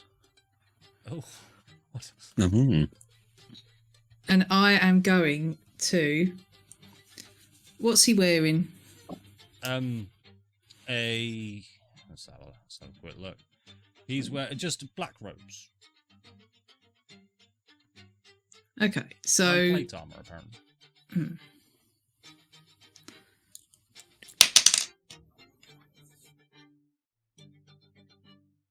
I'm going to take from my pocket a tiny pebble, and then I'm going to magically tinker it to make it smell like the worst sewer shit you've ever smelt in your life.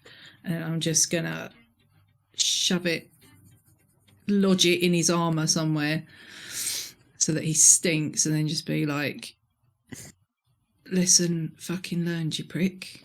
Fuck off. All right. Do me a favour then, because we're technically in combat. Roll me a sleight of hand check. No, I can't do that. Hang on, where's me thing? One sec.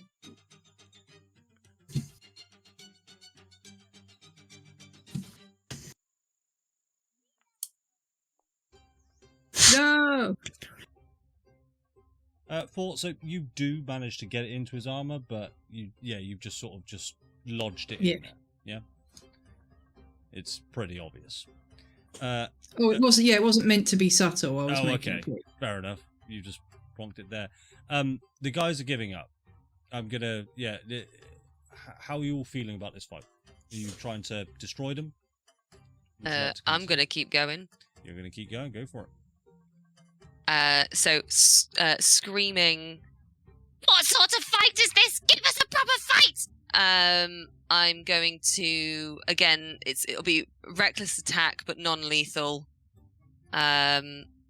With a great sword. Oh.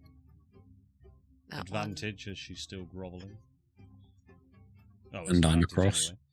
24 hits. 18 damage. And I'll do it again. Yeah. Ooh. Well, that still hits. Apparently, and that will still hit. An 18 will hit. Jesus Christ. Holy. Level 20. 22 points of damage on a 2 attack roll. Perfect. Anything else, Biffa? Yeah, no, I'm just gonna be screaming in her face. Okie doke. Steve Wagoo, over to you. Steve's just gonna look at Biffa and just be like, only one needs to live.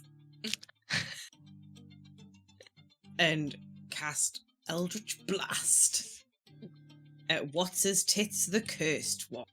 You are within 5 feet of an enemy, and it is a ranged spell attack, so you will have to roll at disadvantage, unfortunately. Does it look like I give a shit? I do. I Cultural Do not. DM. Go ahead and just roll another d20 for me. If you get any lower than a 4, then it's not going to matter. That's fine. Attack. There you go. Perfectly fine. That's fine. So And you've done even more damage by doing it. You've done millions of damage. yeah, well, I get 4. So Yeah. You crack on. Keep going. I'll roll this one at disadvantage. So this is my second. Oh, thank God.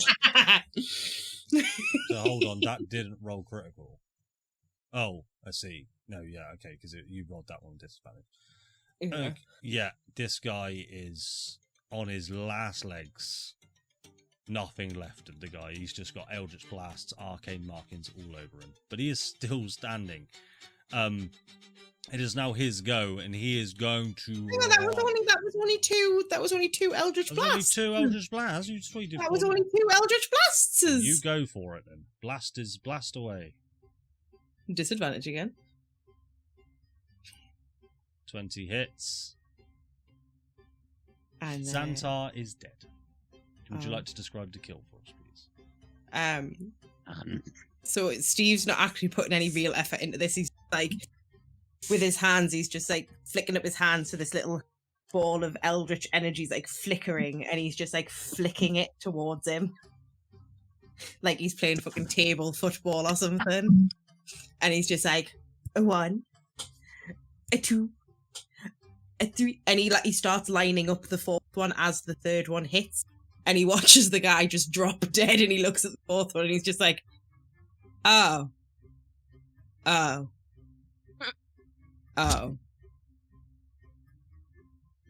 Brilliant. And he'll just kind of stand for a minute, just processing the fact that he's got nowhere to send the 4th Eldritch Blast.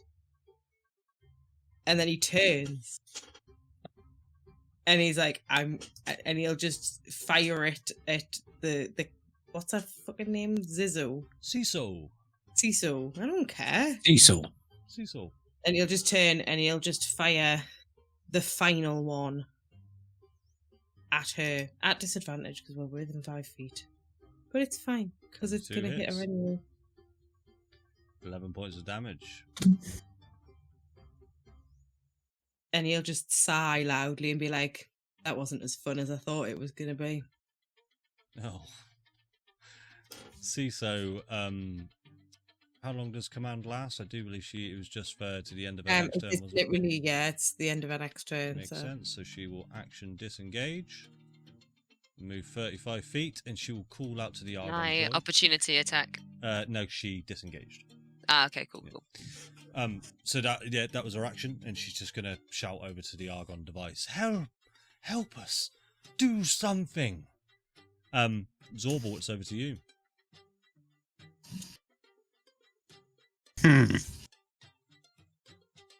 Now, if she's fucked off, I'm going to take a trophy from this guy while he sleeps.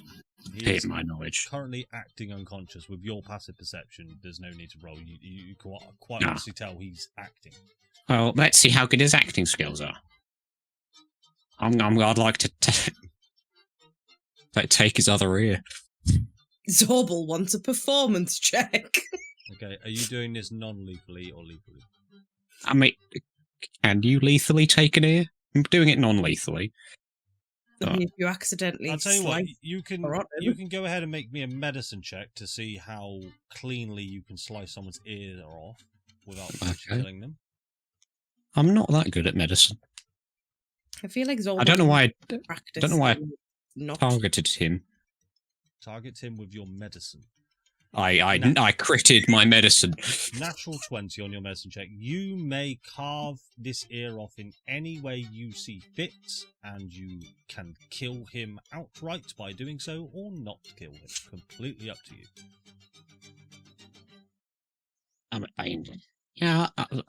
I've turned over in a good leaf. I'll simply disfigure the man. Flipped over again. Yeah. I forgot, then I remembered my conversation with Borscht. So you take the man's ear. He is now roiling, crying, screaming in pain, in agony, on the floor. Anything else with your turn, Zor? I'm just gonna.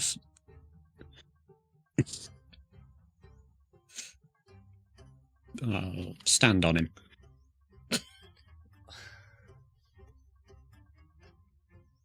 I'm not a very good person. You want to stand on him. Theoretically, you can't end your turn in enemy space. However, he's on the floor, acting unconscious. Sure, why not? It is now his go. He is going to say, please, can you stop standing on me? Because I would like to action disengage, but I'm on the floor pretending to be unconscious with blood boiling out of my ear. He's going to take a knife and slit his own throat. What? He's done for. Strahd von Zarovich wants back to Barovia. This guy is dead. Stop. I gave you a chance at life. I don't want it. Good day to you.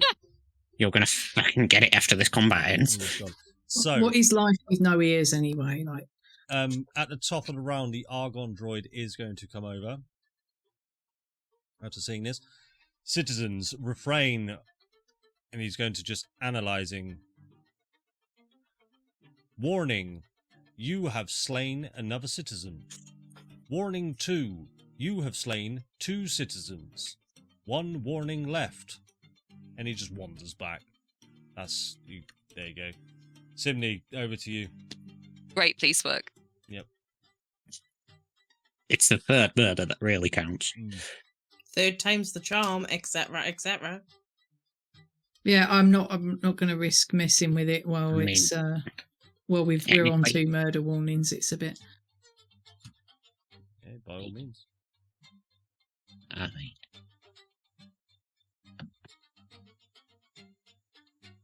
That said, presumably these things are on some sort of network. So if one of them knows we've murdered 2 people, then all the others know we've murdered Correct. 2 people. You, as a level 20 artificer, you know everything about these devices. You know how they work. When you intuitively see something, you can very quickly grasp how that thing works. Like a watch, for instance. You look at it, you know exactly how it'll work. You know exactly how to fix it. These Argon devices are no different. They are of technology that you haven't studied. However, you can make good assumptions about how they work.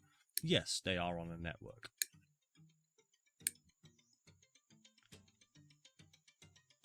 Okay, I would like to try and fuck with it, and I would like to try and make it think that the cleric is the naughty one.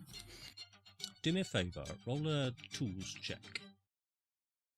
There isn't a specific tool for messing with an Argon device, so just roll me a d20. Tinker's tools.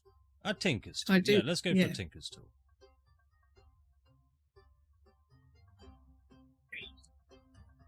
I have my all-purpose tool. Good at, yeah. There you go. Your Swiss Army knife. +3. So that'll be a +8 to 20 roll plus your proficiency or something like that. Is it giving you an option to roll for it? Nope. Okay, so I've just rolled a d20. So 7 plus your proficiency, +5, +3. So what's your proficiency? 6. So 13 +3, 16, and then +5, 21. Okay, so as you tinker on this Argon droid, it will sort of fall limp for a second, and it will root access enabled, and it'll just sort of reel off a couple of options, but it'll first off say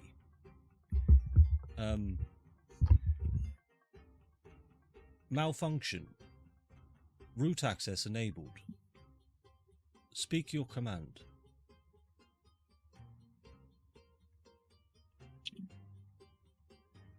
What do you exactly want to do? okay. What was this bird's name? Seesaw. Seesaw. Okay, erase memory of I don't know what we would call ourselves really. So I'd say Simney, Biffa, Zorbal, Steve, Innocent. Designate CISO as 2 warnings for murder. Action complete. And you do see that there's a option within this interface of other things that you can do. One of them would be to check on the Argon Core networks. You could inquire as to the status of other Argon devices, primarily the airships, the city announcement system, or the Argon Core status itself. Would you like to do any of those things? Yeah, I'll check on the Argon Core. The Argon Core. So it'll say current Argon Core power level 125%. Status critical. Core explosion imminent. Estimated blast radius at current power level 500 square miles. Estimated casualties 125,000. Core power level increasing. Analyzing linear interpolation of power levels to blast radius. Theoretical blast radius, if core reaches 200% power, will result in total annihilation of Faerûn. Estimated casualties 66 million. And then it'll tweak out a little bit and glitch, and it will malfunction. Good afternoon, citizen. My name is 65871 Mark III. Do you find this voice pleasing?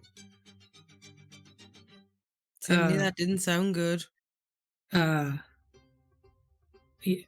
Yes, please go over there. Yes, citizen. And it'll disappear. And with that, guys, CISO's just going to disappear. We're going to end combat there. The scene is yours, guys. What would you like to do? Timmy, what the fuck was that? That doesn't sound... Biffa Good. is going to be like breathing heavily, coming down from its rage.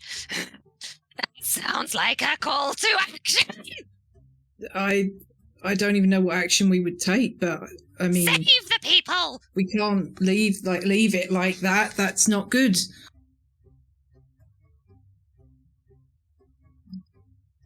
We have to do something. We have to do something. Steve, you feel something in your pocket start to. Oh no, the stone. Okay, just put my hand up to the desk and I pull it out. Hello. Oh, excuse me. Is this Steve Wagyu?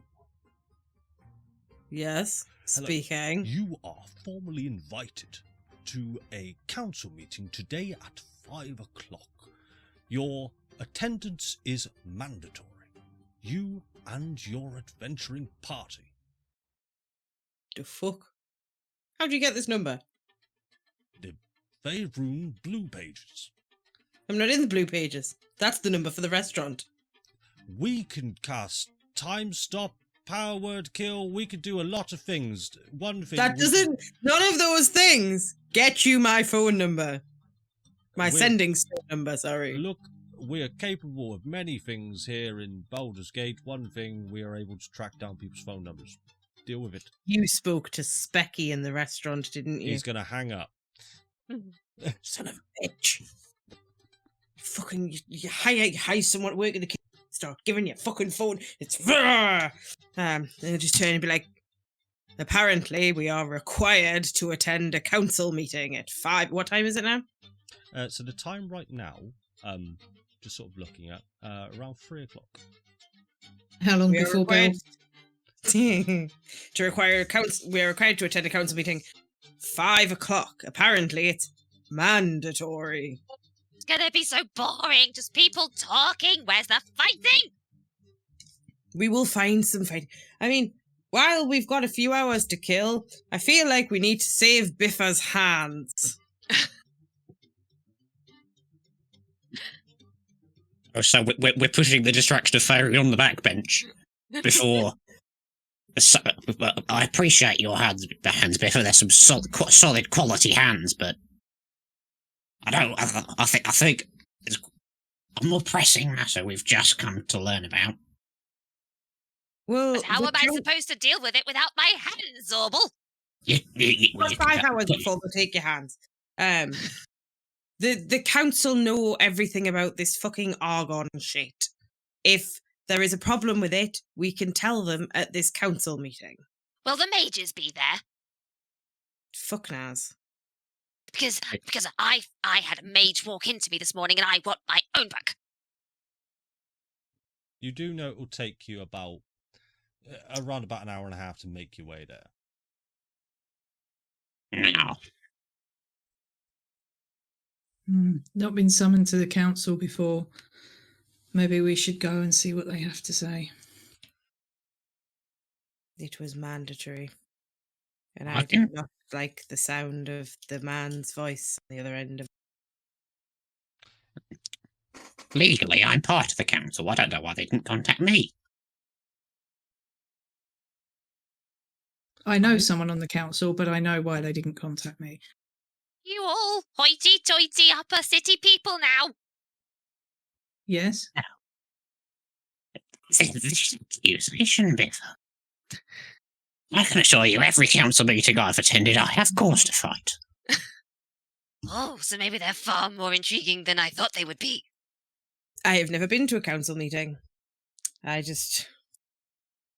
The upper city seemed like the best place for the restaurant.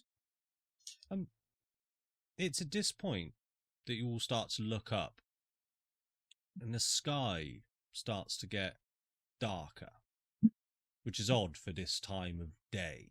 It begins to get cloudy very, very quickly. The sun starts to fade from where you are. And you all hear a boom, boom, boom. Good afternoon, citizens of Baldurs Gate. The High Council must inform you that due to technical difficulties within the Argon security system, an immediate citywide lockdown is now in effect. Please do not panic. This is just an automated process to keep you all safe. We aim to have the matter resolved within the hour. If you notice any kind of disruption with any Argon tech, please report it to your nearest postal depot at once. Happy holidays, and as always, trust in Argon. Boom, boom, boom. That was majorly suspect. I will not be That was trusting our in fault. Argon. I mean, it's a little bit. The timing's a bit coincidental. Yeah. Steve's gonna go over to the Argon device, and he's just gonna like wave his hand in front of its face to see if it'll like wake up and do the thing. Hello, citizen. My name is Argon 57354 Mark II. Is this voice pleasing to you? Different number. Hi there. I'm Argon 57354 Mark II. Adam, is this voice pleasing to you? No. I, Argon 57354 Mark II. Is this voice pleasing to you? No. Andy, you've got to go. Oh yes, I'm Argon. Ah, yes. Argon 57354 Mark II. Is this voice pleasing to you? That is the voice I was looking for. Voice confirmed. Selected. How may I help you, citizen? Why has it gone dark? Unknown. Unhelpful. Anything else, citizen? Steve's just gonna get real close and like look in what would be the device's eyes, and then just lean forward and just go boop, and then like scoot backwards by like 5 feet. Please refrain from touching the Argon device, citizen. Otherwise, I will retaliate. Steve will just turn to Simney and just be like, I assume retaliation isn't a good thing. I wouldn't recommend it. I think we should just don't touch it. Oh. And you'll just turn back to the Argon device. And... Yeah, and as you do that, its head will start to twitch. And one of its legs will start to malfunction, and it'll just go down to a knee. Hello, citizen. And it'll just sort of crouch there on one leg. It's, yeah. No.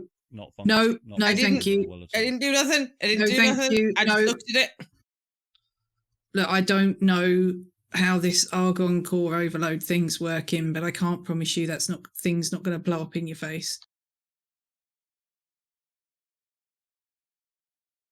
Self-destruct sequence. I'm check. T-minus 5. Steve casts banishment. I think we should make our way to the council offices. It's got to have something to do with this. Let's just try and stay away from these little shits as much as we can. Can I cast Animate Dead on Strahd? I did say I promised he would live. You may cast Animate Dead on that. Mark off your spell slot, buddy. And Okay. he is now fully alive to the mechanics of Animate Dead that I forget, but he is just there going... He's fully alive dead. He is a zombie. Yeah, he can't speak. Can I summon my homunculus servant? You certainly can. Got him for you and everything. There he is. Can I do nothing like that because I don't have anything like that? You should have full control over that as well, Sam. Yeah, if thank you you. want to try and move it It's around. cool. Cool. Can I? Go on, Alan. I mean, I guess I'm just going to sort of grab the mage, but the not mage by the ankles and be like, so, where do we dump him?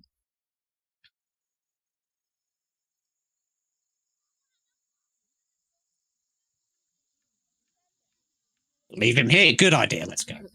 I mean, Zorbal, do you want to take a piece of him for the road, like pack lunch? No, he's too fresh. Fair. Biffa, What? you want to, take a finger to chew on or something? Oh, no. Humans are far too chewy. I don't think that was human.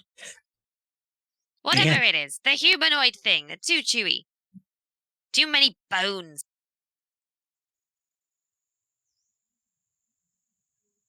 What was that thing? I have no idea. Looks like a plasmoid to me. I was about to say, that looks like a pink plasmoid. I'll look it up for you later on. Pink Plasmoid Club. Yeah.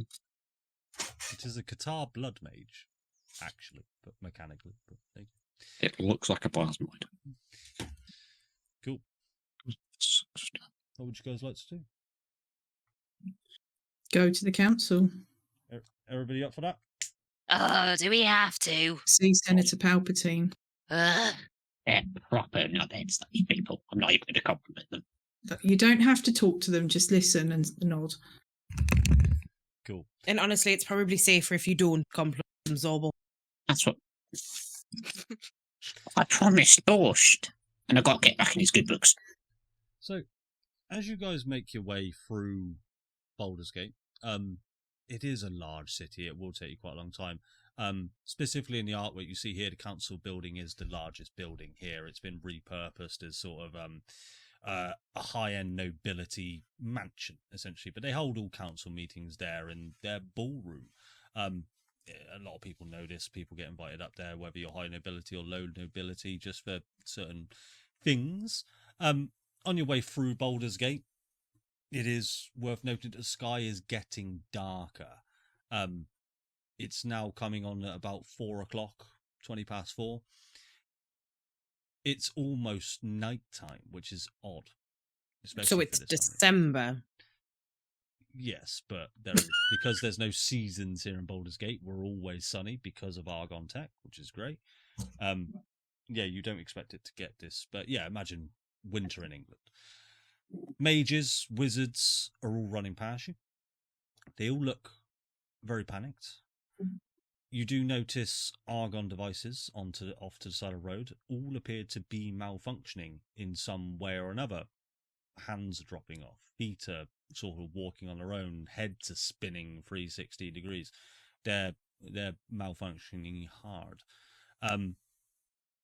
You'll see the citizens of Baldurs Gate as you move on through. They're looking confused rather than panicked right now. The lockdown effect, the announcement that went out, has got people on edge.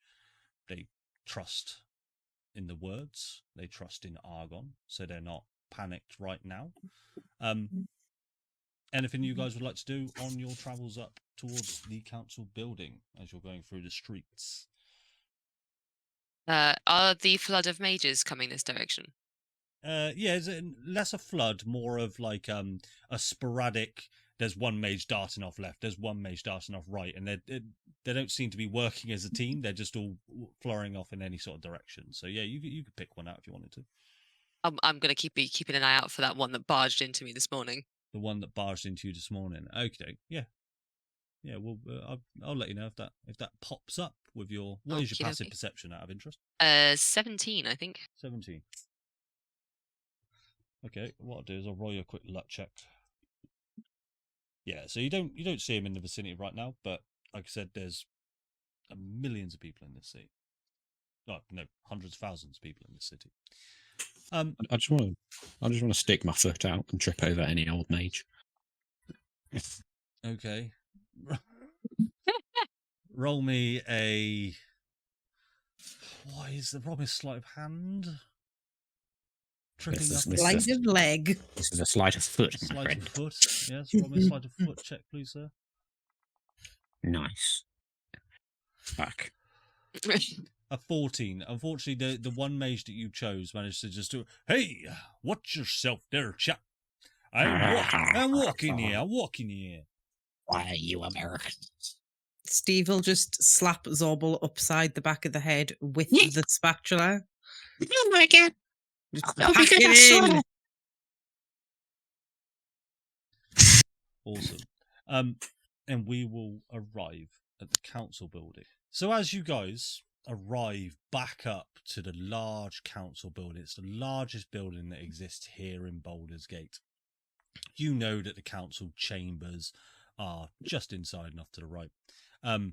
You can see Argon devices just outside the door, malfunctioning, and they sort of, as you walk up to the main grand front entrance of the building, there's "Hello, citizen.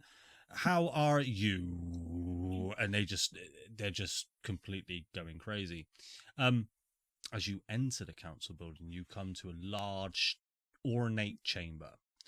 Pillars rise 200 feet up into the sky of a large,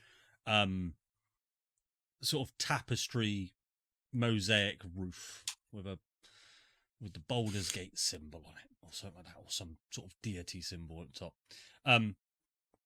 There's a lot of people here. There's I'll tell you what, can everyone roll me a perception check for me? Okay. But I'm not good at them. Well, get good. All down. Cool. So we got Simney with a 20, 10. Should have epic rolled it really. Biffa with a 21. So One of us is less wise than the others. yeah. Oh, I'm not wise. I'm just proficient in perception. So Simney, Biffa, Zorbal. Each one of you notices sort of something specific about the room. Simney, you notice Yuxori over on the left in one of the alcoves speaking to some nobility figures and an old lady. She doesn't appear to have noticed you. Zorbal, you notice Borscht just over off into the opposite corner, speaking to some elderly gentlemen and some other noble folk, just doing some dealings. I'm exuberantly waving at him. Biffa, you notice that there's quite a lot of people in this crowd. You can pluck out a few faces here and there, and it just does appear to be high upper city folk. And you get the sense that they're sort of confused and wary about what's about to occur. And you see right at the front of this room, I'll tell you what, I'll take us to the room. As you rolled very good on your perception checks. Everybody see that? Mm-hmm. Cool. Great. So I'm going to unpause. The scene is yours. What would you like to do? Do I see my mage? Ooh, do you see your mage? You do not. Damn it. I'm gonna stay near Zorbal, I think, because I don't fucking know one here. I'm very Rod out of my Stewart depth. here. Everyone knows Rod. Right, Rod Stewart. Kylo Ren's in the top right corner. Kylo Ren is in the room, ladies and gentlemen. He is. Thought you'd get a kick out of that. Taylor Swift's also here. So as you guys enter the main room, Zorbal, you just sort of taking a step forward. The conversations do hush down slightly as everyone sort of turns in your direction, and everyone gets a little bit more wary about. You sort of get the sense that they're thinking, "Why are you guys here?" I'll Is there try and food get. anywhere near? What's that, Vicky? Is there food? Yeah, there's tables with lots and lots of nice vegetables, meats, and anything that takes your fancy. I'll bow and then ravenously just destroy some food. Yeah, you can sit down. There's plenty of, like I said, meat, fruit, veg. You see people on the other table sort of doing the same, but they're looking over because as you're ravenously, recklessly eating this food and don't have the quite, what's the word? Poshness is them. Etiquette. Etiquette. That's what I was looking for. I was going to say decor, and I was like, Yeah, decorum. decorum. I'll try and get Yuxori's attention. I don't really want to just interrupt, but I'll just try and stand there and look, give her a side eye. Okay, yeah, she'll side eye you and sort of look and then sort of shake her head like, "What are you doing here?" And you'll see she'll just I'll just pause it real quick. She'll excuse herself from the current conversation and she'll just sort of whisper you to come on over to her. Would you go on over, I assume? Yeah. Cool. So she'll move on over there. These guys will just sort of go off and do about the business. She'll just say, "What are you doing here?" What is going on? I fucked about with one of those little shits in the corner, and it said something about the Argon Core overloading, and then it started freaking out, and then Steve got a phone call saying that, whatever a phone is, Steve got a call saying that we were all summoned here and it was mandatory. I apparently know way less than you. You heard the announcement that was called over. The city's gone into lockdown. I know nothing other than that. Yeah, it's because those things are the Argon Core is going to explode. You need to get out. You need to get as far away as you can. The Argon Core can't explode. It has safety measures in place. That's what the council does. That's why we do what we do. We maintain it every day. There's no way it can explode. It's mathematically impossible, in fact. Why are those things freaking out then? Maybe they need another iteration. They do sometimes malfunction. Look, I believe you, Simney. I trust you. But I'm having a hard time wrapping my head around what you're saying. That the Argon Core is going to explode. You said you got this information from an Argon bot? What he just told you? Well, in a manner of speaking, yes. I was mucking about with it for reasons I won't go into, and I managed to access it, and I just out of interest decided to check the status of the Argon Core, and that's what it told me. The core's at 125%, and that the explosion's imminent, and that it's going to wipe out Baldurs Gate, or it could even wipe out Faerûn if it goes too far. Right. Okay. Let me make some inquiries. I will do my best, but let's hear what the council has to say. They may have all the answers for us. I doubt that very much. They are good to us. They have been good to us for hundreds of years. Only if they've been telling you the truth. Please, you need to get away from here. Okay. Now? I mean, best case scenario, you've got to get 500 miles away. How? The airships are down. The airships are down? We wouldn't be able to leave the city if we tried. That's bad. Lockdown. Okay, if we're trapped, then yeah, do what you can, but try not to, raise the wrong suspicions from people. Roll me a quick persuasion check, quick. Son of a bitch. 14. Like, you're speaking to the right person here, so the DC's not that high. This is someone who trusts you a lot. Let's hear what the council has to say. I believe you, Simney. As much as it's hard to believe, what reason do you have to lie? And I trust you. I will take a couple of the people that I know, and we will march on the city gates to try and get them open. I will do my best. I will keep in touch. Okay, please be safe. Do you want me to stay, or do you want me to go now? What do you think? How long is this council meeting likely to take? I don't know. They're bound to get started any second, I guess. Okay, if we're stuck here, then I'd like you to stay. I might not fully understand everything they say. I might need you to explain to me what they're actually talking about. Will do. Cool. What's the rest of you up to? I'm approaching Borscht. Hello, I am Borscht. I'm aware. I saw you this morning. Why are you here? thought it was quite uncharacteristic. I have been formally invited to this one. No, you lie. No.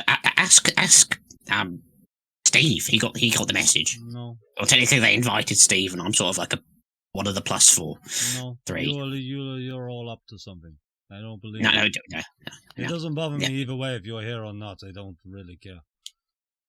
Oh, boss, I thought we were closer than that. I've been complimenting people like I told you I would. Have you found a job? It's been a couple of hours. What are you doing? Just flitting around here? You're not going to find a job here? Oh, no. We've come across a quite pressing issue. We're probably going to bring up during the meeting. It's about. Don't embarrass yourself. What pressing issue? I think it's something related to do with all the horrible tin can messing around stuff. Yeah, Apparently. I'll sort of get awkwardly, sort of almost climb him, get awkwardly close to his ear. Mission bushed. That was the Argon Core thing. My mate, who's good at technology, she sort of hacked into this robot, found out it's going to go mega boom. So how about? Yeah. Okay. Now, What, he just told you it was going to go mega boom. There's nothing else. yeah, but like, this is this is like the intelligent one of my group, though. What, Simney? Yeah. Yeah, I like her. Yeah. She's good. But it's going to go, when I say mega, I mean like beyond the city borders mega. Oh. What do we do? I mean, other than just grab the old folks and get, I don't know, you have any good teleporty mages in your guard? No, sorry. I mean, like, if you're part of the guard, sure you can get people out. I mean, I can try. What would I say? Open up. Stop this lockdown. I'm not a high-ranking city guard these days. I'm one man versus what, an army? You want me to try and overthrow a lockdown? I mean, if you... I don't know. I thought, yes, you're more the businessman. I'm the hit stuff, man. Go ahead and roll me a persuasion check for me, Adam. Okay. Persuasion. Fuck. 30. I will do what I can for you. Thanks, Boston. Oh yeah, try and bag up as much of me. Yeah, much of me hoard when you're grabbing the old folks. All right. I'm going to go now. Bye. Like, while you're there, can you grab some like other emotions? No. He's gone. Borscht is out. Go. Steve Wagoo, Biffa, what are you up to? Steve, being that he rolled a 10 on his perception check, is completely oblivious to everything, and he's trying to get his sendings to work.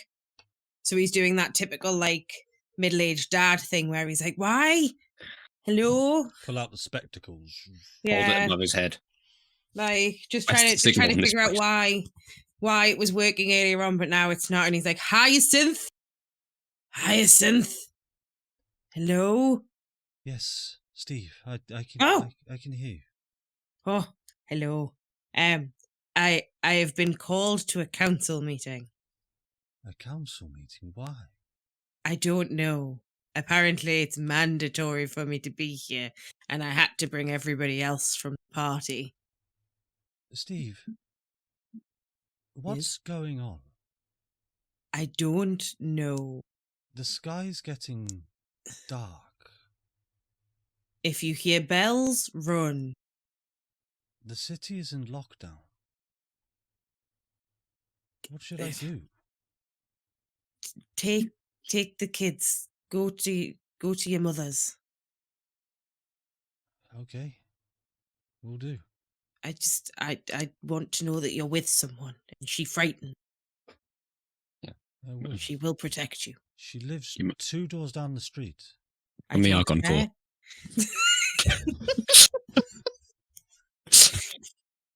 She frightens me. She will protect you. That's all I care about. I will do this. I'll take them now. I can't promise I'll be back for tea. And hopefully I will be back, but I have a feeling that I might be coming out of retirement. Oh, it's that bad. It's that kind of thing there. Oh, I do I panic. may have to go back to the old cheeseburger. Ah, Only temporarily, I promise. Yeah. It will not affect the Michelin star, but Faerûn version application. Okay. I will take the kids. I will get them somewhere safe. 2 doors down the road at my mum's. That's safe enough for me for now. If it gets any worse, I will come and get you away myself. Okay. Bye. Also, if you could hold on to 1,000 gold in cash, I promised 1,000 Biffa gold? I'd help. Yes, I'll do what I can. Thank you, love you, bye. Love you, bye. Kiss, Now kiss. you put the sending stone back in his pocket. Cool. What are you up to, Biffa? I am just chomping down on that food. Like, if you've ever seen a child just get everything around its face and hands and just bits of food everywhere, that's basically what Biffa's doing. And I'm assuming that's going to be getting some looks. Yeah, you're getting awful looks off of everybody, just snotty, turned up noses at you. So I'm going to turn to most likely the people on my left currently. And it's like, What the fuck are you looking at? A fucking gremlin. Ooh. I'm just going to turn back to them and smile a really toothy smile, and all of the chicken and gross stuff's just stuck in there. Yeah, they'll move down. They'll move off. And I will keep eating and I will keep drinking. Fantastic. So, what I'd like you all to do, I'm going to unpause. Place yourself where you think you'd be. I think Simney, you'd be probably where you are. Zorbal, you were talking to Borscht. Biffa, you're eating there. Give you a couple of seconds. Everybody happy? Is Rod Stewart back now? Is this the big reveal? Did I put him somewhere? Oh, there he is. There's Rod. Okay. There's Rod. Taylor's up there. Anyway, Taylor runs over here. Taylor. So, you see at the front on the table here, are 3 gentlemen, all wearing sort of noble gowns, sceptres, crowns, jewellery. They are the High Council. The centre one stands up. Greetings, all. Thank you for joining us on such short notice. I'll be getting right into it. This afternoon, we had to initiate a city-wide lockdown. All airships and sea travels have been halted. The city gates have been closed off. Argon devices and town guardsmen have been posted at each exit to disperse potential large crowds. We encourage you all, as leaders of the city, to spread word today that everyone must stay in their homes and be with their families, while we go through a change in leadership here in our council. And after that last sentence, you hear sort of audible gasps at the notion of change. Everyone hates a change. You all get the sense that nobody has expected this sort of information. As some of you may have noticed or speculated, we are changing the way in which this city is run. We are aware some of you may have hesitations at this sudden announcement, but I would like to introduce you all to Gattus Cross and a man. you all see an oddly familiar-looking figure slowly step forward from behind the council members. And he makes his way to there. He's an elderly human wearing an oddly shaped hat similar to a sort of a black top hat. Long black robes and an ornate dark staff in one hand that he is using as a walking aid. He is familiar to you all, as this is the mage you faced 15 years ago below the city, within the sewers where you lost your friend Hazel. Good afternoon. I will try to keep this brief. Ever since our population discovered the usefulness of Argon, we have been taking leaps and bounds when it comes to practical uses.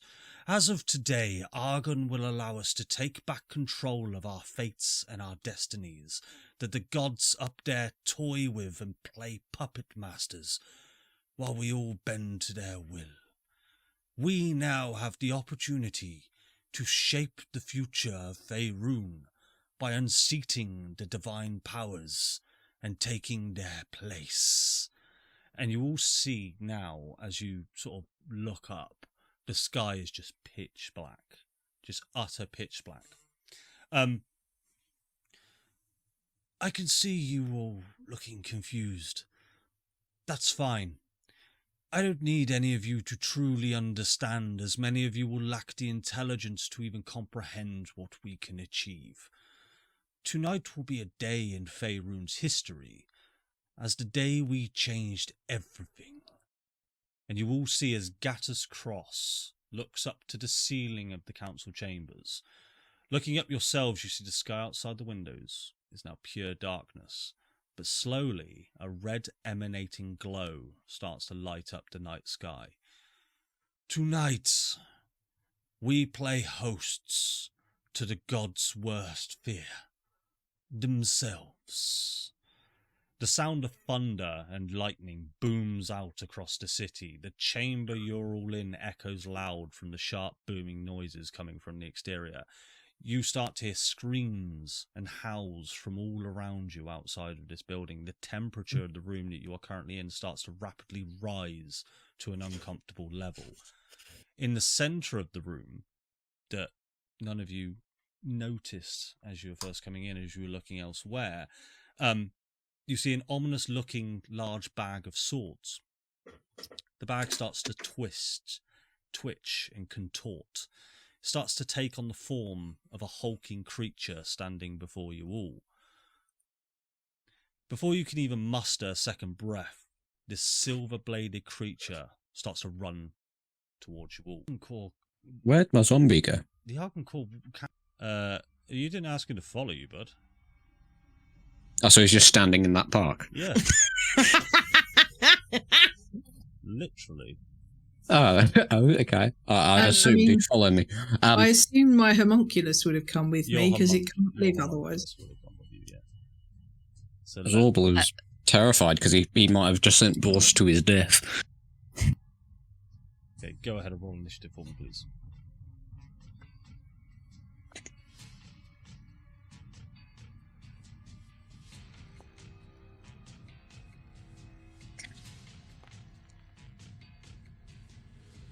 I am rolling so well tonight.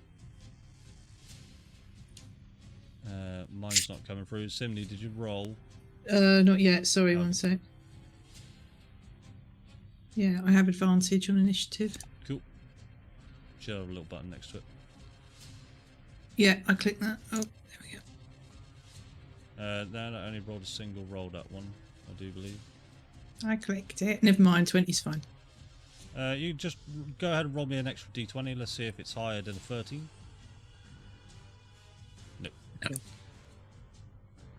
Cool, and we will begin combat there. So, Biffa, you see this large hulking creature of just swords and armour and metal instruments start to clang and start to get up. He is about to run at you all, but as you were first in initiative, you are first to act. I am going to throw my chicken bone down onto the floor, wipe my face with the back of my hand, get my defender greatsword, I've been waiting for this moment. And rage. Immediately rage. Which comes quite naturally in this situation. Right, now I've just got to think though, would I go for the big metal construct or would I go for the dickhead mage that's behind him? Yeah, you instantly recognise Gatter's cross. Yeah. You didn't know his name, you just knew this as the mage that killed Hazel and you all ran from. Right, what I'm going to do is... How do I measure? There it is. Right.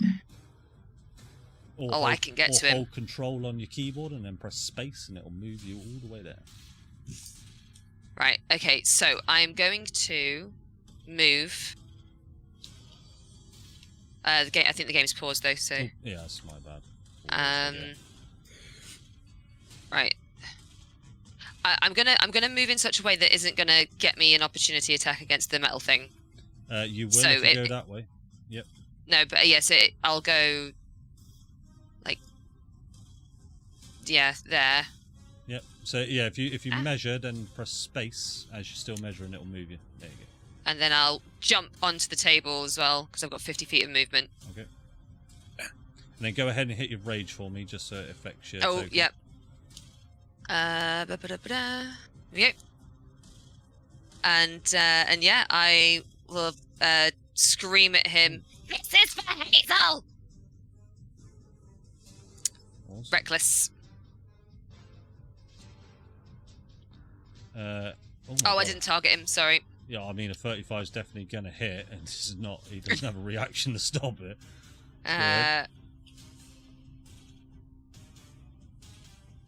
19 points of damage.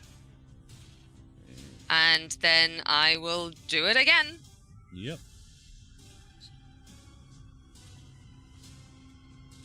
Os. 24 still teased. gonna hit.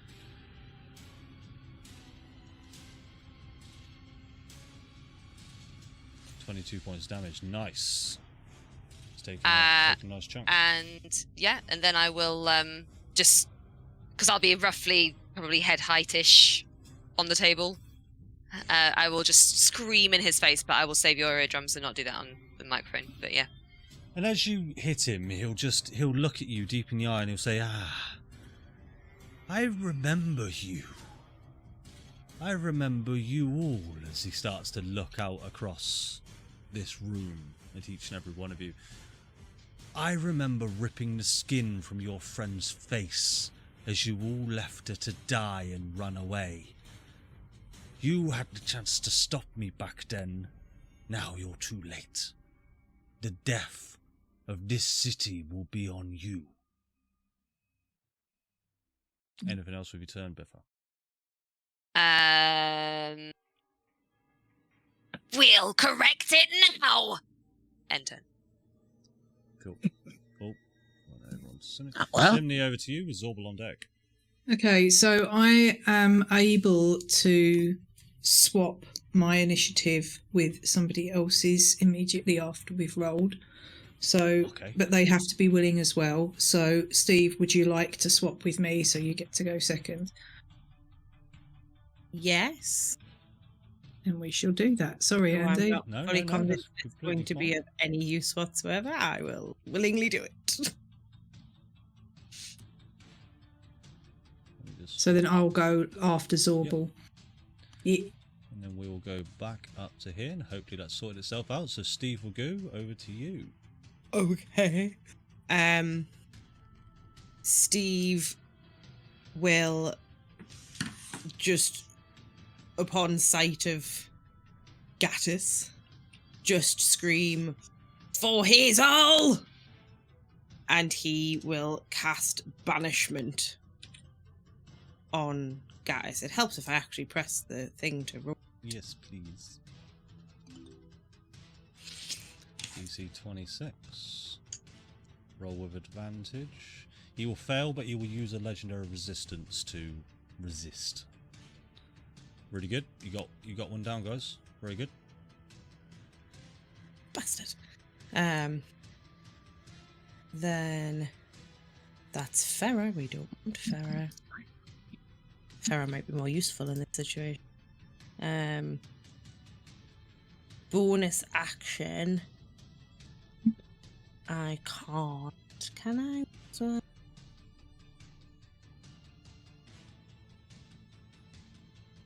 God, can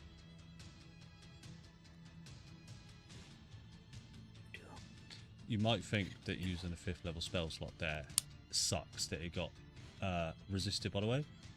That's insanely good. it's also all I have. Yeah. My bonus actions are not useful at this moment in time, so I will instead use my movement, or at least 10 feet of it, to stand here, and I just want to look at this stupid fucking bladey thing and just stand and just be like, fight me, bitch! And end my turn. Okay.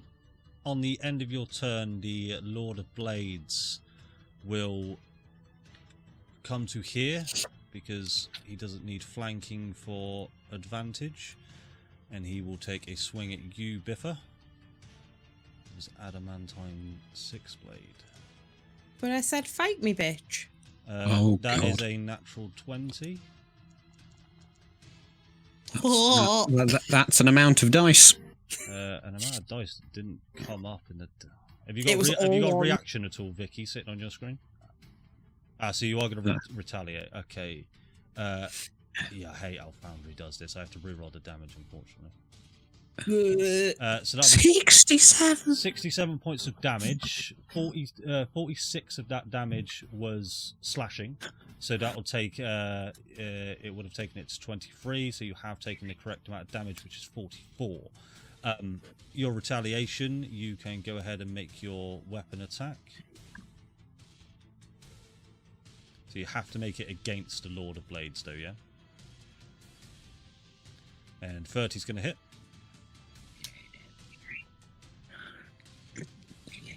19 points of damage. Nice. That will be his legendary action. So Zorbal, it is over to you. Okay, yeah. It's like I've got to do some. I've got to do my measuring of my own now. It's not even that far. Okay, I'm going to cast. Where is it? Shield of Faith on myself because I don't like being hit. And I'm going to run over to here, which I measured, which was 25 feet. Okay. And I'm going to take a swing at that absolute prick that needs more sleep. Gatters. Go for it. And I keep opening the thing when I have access to it. Use item.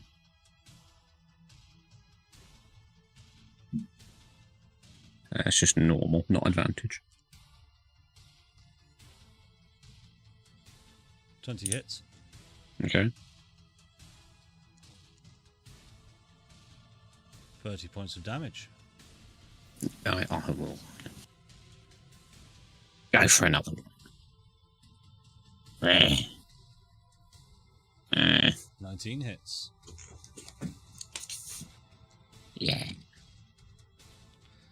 It's great when your creatures roll really low on initiative, isn't it? It's great. Yeah. Fantastic, Zorbal. Well done. Anything else, bud? I have these movement, bonus action, and action. So. Okie doke. On the end of your turn, the Lord of Blades will use another legendary action to hit you this time, and he will move into. He will move into flanking. Biffa, you won't get an attack of opportunity because you've used your reaction, but you are on mute. Just saying. Yep, I am. Yes. Gotcha. So he will take Jenny Greenteeth. Will you get out the way a second? No, she's in the column. She is in the column. How's she managed that? Oh, Jenny. Greenteeth used meld into stone. So Not Jenny Greenteeth. Does a 28 hit, sir? Yeah. However, I can do something. What's your reaction? It would have been Hellish Rebuke, but I'm not going to waste the spell slot. Okay, so just close that dialogue for me. All closed? I did. Cool. Yes. Hate how Foundry does that. That'd be 22 points of damage. Again.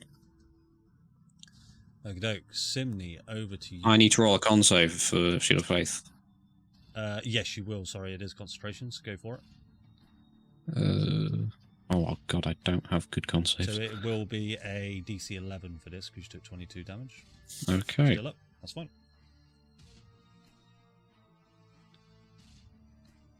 Okay, I'll look at Uxori and say, get out, get somewhere safe. And then I'll move up a little bit. Measure me doodad. I can't get flanking with Zorbol because there's some poxy civilian in the way. I will move her for you if you'd like. Rude. Move, bitch, get out of the way. Knock her into the column. Move Jenny there. Flipping Jenny. I'll move a little bit closer. Perfect. And then I will use my bonus action to manifest a reflection of myself, which will go... I'm sorry, here is your homunculus. Which will go there. Okay, so then I will use my action to make an attack against the Lord of Blades using my reflection. I believe you. I don't know what your shit can do. So yeah, Oh, what okay, you'll I'm going probably to have to do. move up, yeah. Remember where you were, but Oh, I don't fucking remember where I no, was. you were right Right. here, so it's fine. Right, so that'll be an advantage because flanking. Thank fuck. 25 hits.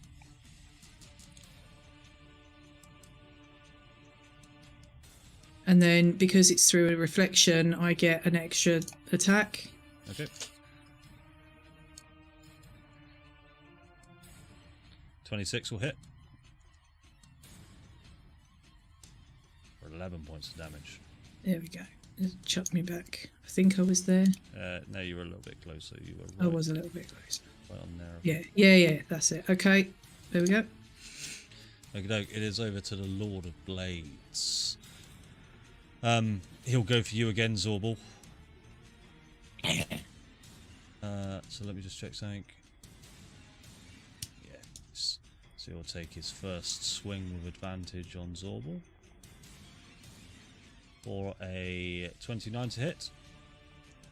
Yep. 31 points Right. of damage. Okay. We'll then go for a second swing with advantage. Oh, I forgot. 27 to hit. That meets. So, yeah.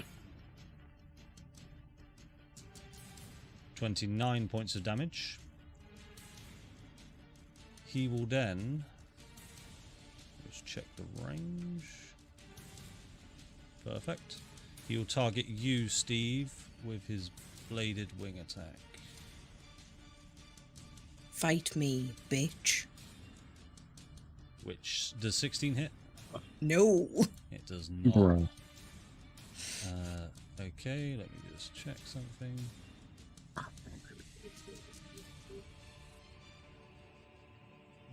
That is, yeah, that's fine. That will end the Lord of Blades' turn. It is now Gattus Cross's turn. He will...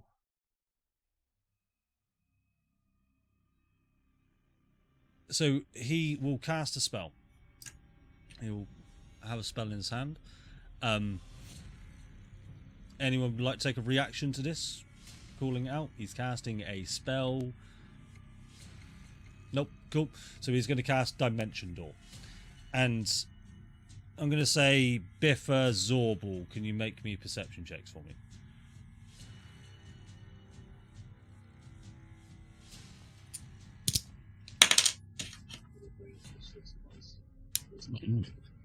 Not as blind as you think we were. 21, 24. You do see that this room is probably about 200 feet high. Well, 150 feet high, I said. He's dimension doored straight to the top, through the roof. He's gone completely out of sight, but you do see the arcane trace of the dimension door as he shoots straight up. He is now out of vision. So I'm just gonna put him over there. Yeah, I mean, I can't put him on. He's over there. He's over there. So, and that'll be Gattus's go. Biffa, it's over to you. Oh, and sorry, I do apologise. Top of the round. each civilian in the room is going to look at you all for direction. You will need to command these civilians in order to do something. What would you like them to do?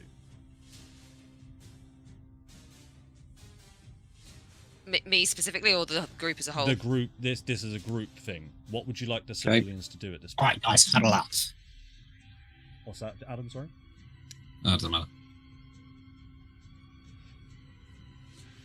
Right now, I they're suppose just panicking. So the civilians to get away from the fight, and the guards to join in and help.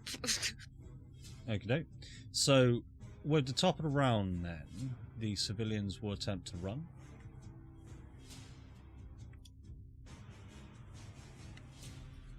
Steve, Okay. please make attacks of opportunity against the civilians. Steve just starts swinging wildly with the spatula. No, he'll stand and he'll scream in this big booming voice across the room.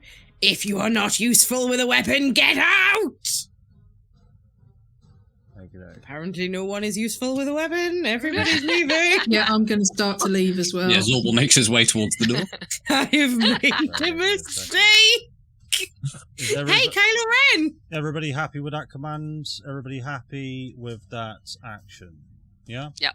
Yuxori is then going to take a turn. Simni, what should I do? Get out, get as far away from here as you can. I'll find you.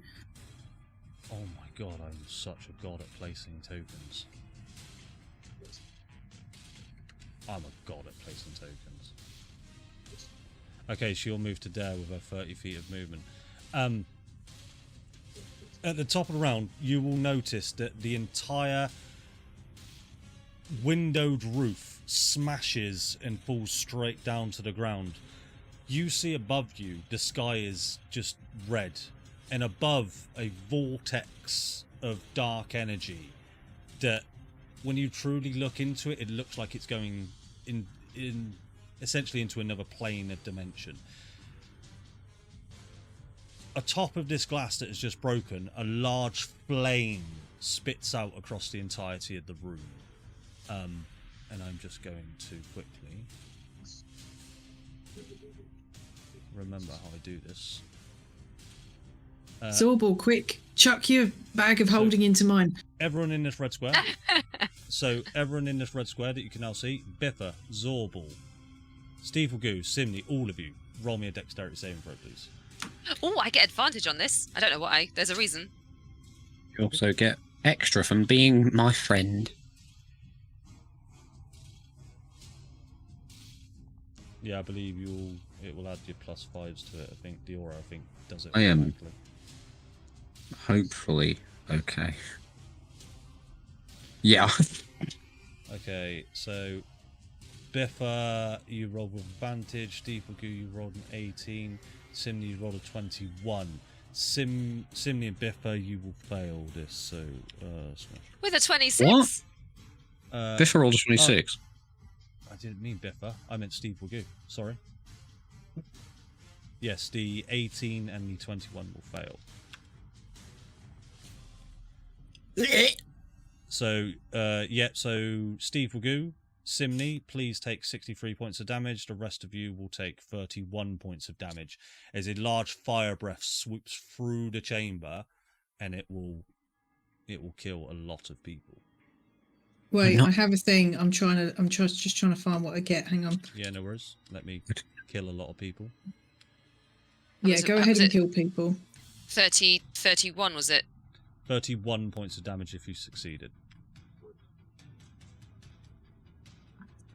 Okay, so I will use I'll use Flash of Genius on myself, so I get to add +5 to that roll. And you will succeed on the roll.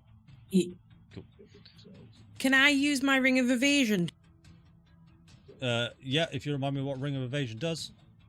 This ring has 3 charges and it regains 1d3 expended charges daily at dawn. When you fail a dexterity saving throw while wearing the ring, you can take a reaction to expend 1 charge to succeed on that save instead. That's your reaction used.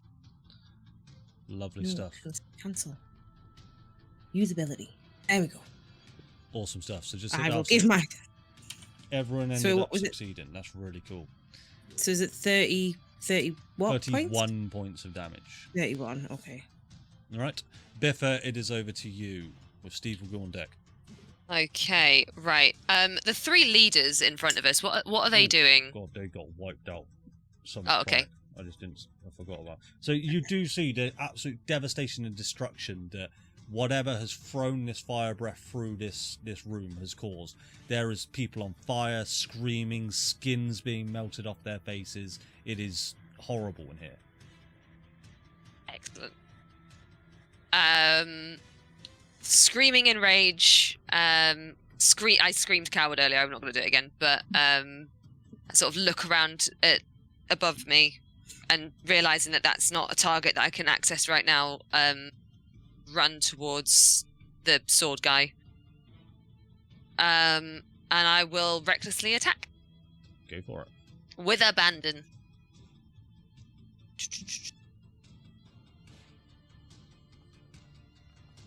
Nat 20. Yes. Nice one. Okay, so I actually get a thing with a crit. So I get critical. Yep, you should have brutal crit. I can't say it. Critical. That's the crit. one. That's my next character. So I roll 3 additional weapon damage die when determining the extra damage for a critical hit with a melee attack. So do yourself a favour. Just roll the critical damage quickly, and we'll resolve. So that's the 3d6, isn't it? Yeah, we'll resolve the normal crit. So you should have a damage critical now on your weapon attack. Oh, so let's just do it critical fast now. Critical fast, yep. Oh, so many fucking ones. What's that? Yep, so that'll be 7d6, and I believe that has added your brutal critical already. So yeah, that should have, yeah. It's done it for you. Critical. Yeah, that's so sad. Is that a gladiator in the new film? Yes. Critical. Critical. Yeah. And I will whack him again. Go for it. That's it. Bitch. Shave his knees off. Yes, I will. And you weren't. Oh, I didn't target him. Yeah, sorry. No, so there I we can go. Take the health off. So 31 points of health would be. I am now, and I will damage him again. That's a lot sadder than 7d6. 23 damage. I know. Still really good damage. Anything else, Biffa? I'm just going to be screaming in rage at once again missing out on killing that dickhead. And that will be my turn. Okie doke. He is going to. So I'll just move the action on. He will use a legendary action. Actually, he will use. Oh, my eyesight. He will use 3 legendary actions to blade dash. So he is going to move up to 40 feet. To dare. Which means he will get an attack on every single one of you as he passes by. Everyone happy with that line of direction he's going? Really, no. No, we hate it. That's horrible. I mean, no. we're not happy about it. Right, so he's going to make his first attack as he blade rushes through onto Zorbal. God damn it. Does a 27 hit?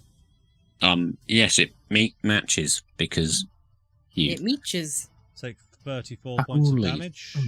We do good words tonight. Good brutal critical. And then he will onto you, Biffa. God damn it. For a 30 to hit. It's not a crit. It's a crit. Is this?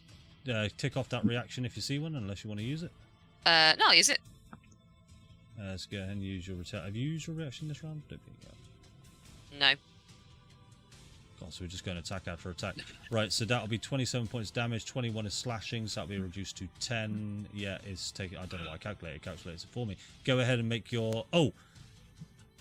It's a feature, so it's still fine. He doesn't provoke opportunity attacks, but. Oh, yeah, that's. This isn't an opportunity attack. This is retaliation, so you can go ahead and make your attack on him.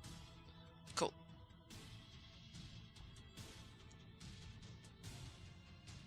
.34 hits. Nice one. He'll then move on down to Simney, but he will stop here first and take an attack on Steve.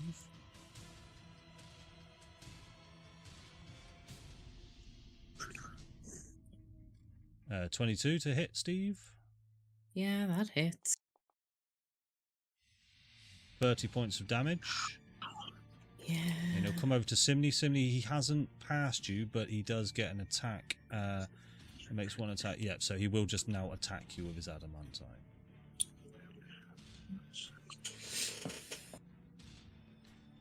$15 to hit. No. It's a Nice. Cool. Curse So, of having high AC is they roll high. so when he's next to you, Zorbal Biffa, he crouches down, just releases these bladed claws, and he just, at top speed, just instantly dashes straight through you all. Biffa's able to get a very quick retaliation off, and he comes through and he just slices you all up like Wolverine, and eventually lands at Simney's feet. That is all 3 of his legendary actions. So Steve Wagoo, over to you. Steve Wagoo. Steve Wagoo. Steve Wagoo, I choose you. Steve Wagoo is going Just bear about 1 to... sec.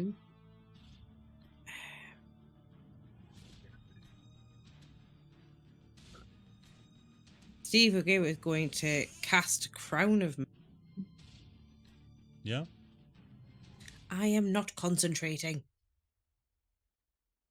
I don't know why it does that sometimes. It's because I cast Banishment, but obviously they failed the save, but Yeah. it still thinks I'm concentrating. He's going to be a pain again and use legendary resistance. I'm so sorry. Fuck him. Fuck him all over. Fuck that man of blades. Fuck that man of blades. Really Um, good getting someone's legendary resistance. Sounds it feels shit, but it is good to get them down. I am mildly confused.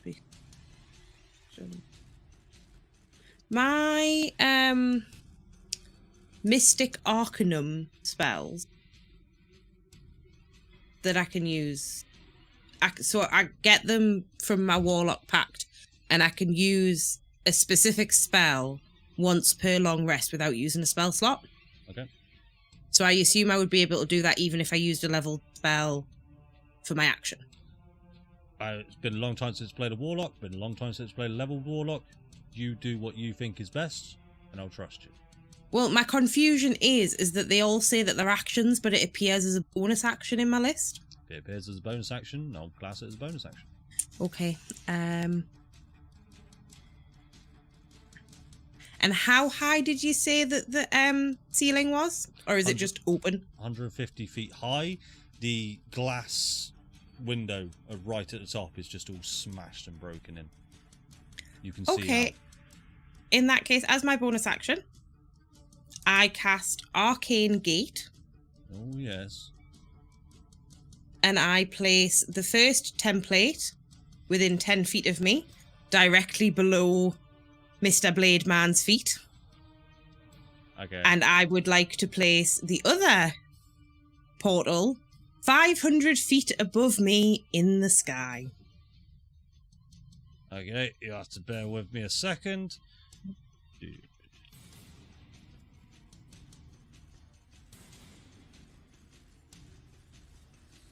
So roll me. You're not going to be able to roll this. It's not a rolling thing. It is. It is. Is it? So he's going to take full damage. That's what you're trying to achieve, yeah? Well, yeah, as much Yeah. damage as possible when you fall 500 feet from the sky. I'm not going to ask you to roll this many dice in Foundry because it might crash everyone's computers. That's going to be a lot of dice. So how far do you say 500 up? 500 feet. Okay, so Which is the no. maximum Sorry, distance. there is a maximum of full distance because in D&D there is terminal velocity. So roll me 20d6 damage, please. I believe Okay. it's bludgeoning damage. Okay. I believe it's bludgeoning. 20d6.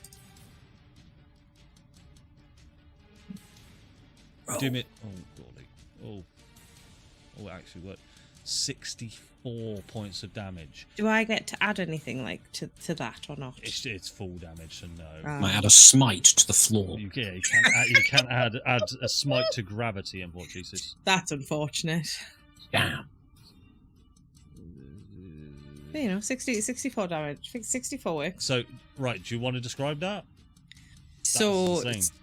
Steve feeds into himself and across the power of the Burger King. And he obviously just whaps his hand out like Spider-Man, and speaks the spell, and directly below Blade. What is it? The Lord of Blades. He's the Lord of Blades. Directly below his feet, like a gold. It's almost like a gold, like dynamite. You know the thing that the trail of fire that what's it called? Fuse. Like a gold fuse starts to form a circle around his feet, and as it connects at the in the middle, this black hole just appears, and he just drops. So, fuse underneath. Yes, as it meets in the Black middle, hole. he drops into this black hole, and then does the thing make? Sorry, you cut out at the end there, Pip. Does he make noise? Yeah, so he makes a wow, cling, cling, cling, clatter. And what I'll say is, because you can essentially place the second Arcane Gate essentially wherever you want, if you imagine the game Portal, you can move him within this room. You can sort of have him fall from wherever. So he'd land wherever in this room. Where would you like him to fall? I want him to fall at the top here, where this like circly rose is. Because do you see what I mean? As much as you've placed the Arcane Gate underneath him, the top one can be anywhere within that 500 I can feet. just move it around. It doesn't have to be directly above, Exactly that. And he just comes falling. And Steve Wagoo, that is your turn, I assume, unless you would like to move. well, that was my bonus action. You've used your action on your Crown of Madness. I used my action on my Crown of Madness. What am I doing? I will not move. Cool. Zorbal, over to you, Simony on deck. Just freaking die.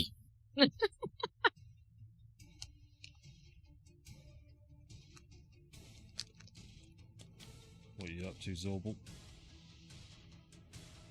Not much. Oh, how much you? Oh, 19 better. will just hit. Nice. Oh, God. 26 points of damage, and would you like to describe how you dispatched the Lord of Blades?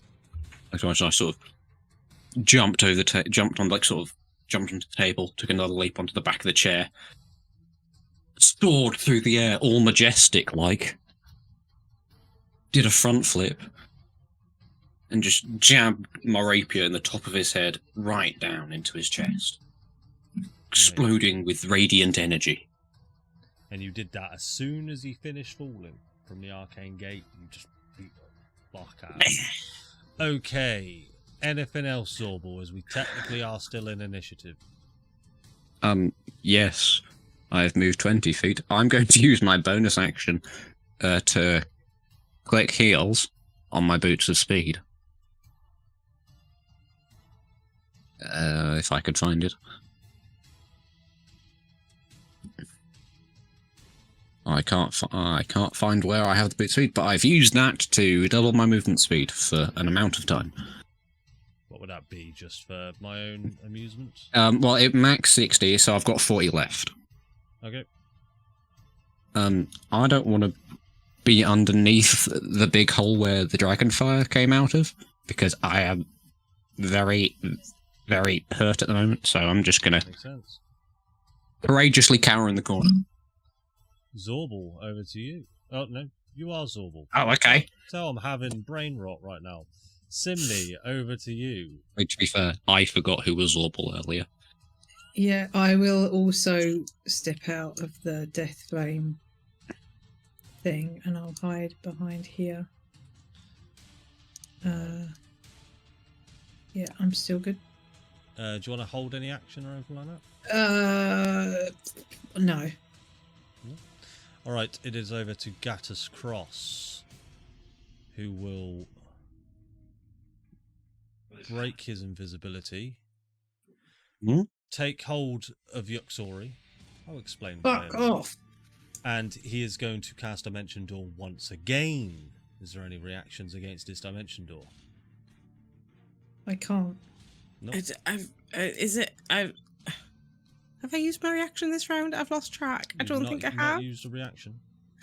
Counter spell. Counter Yeah. spell. Save Am myself, Steve. What Am level I spell in slot range? are you going to use counter spell at?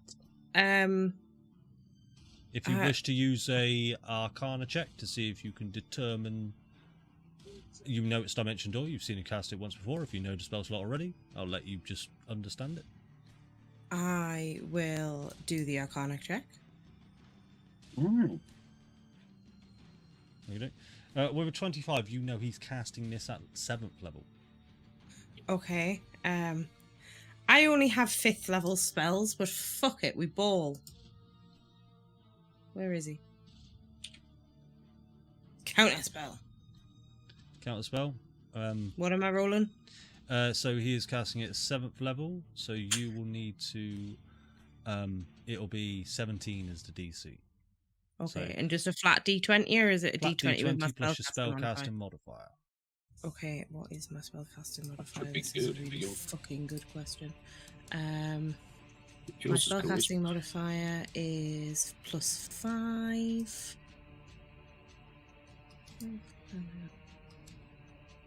+5. He gets the Dimension Door off. Um, So as you fly out your wait. counter spell, it um, meets the caster's hand, but then he just brushes it away, and the Dimension Door whisks them both away. So Yuxori and Gattus Cross are now off of the battlefield. And we see where it went like we did last time. Yeah, I'll tell you what then, Biffy, you're yeah, I'm going to say everyone in the middle, Steve, Biffa, roll me a perception check. this is going to go badly.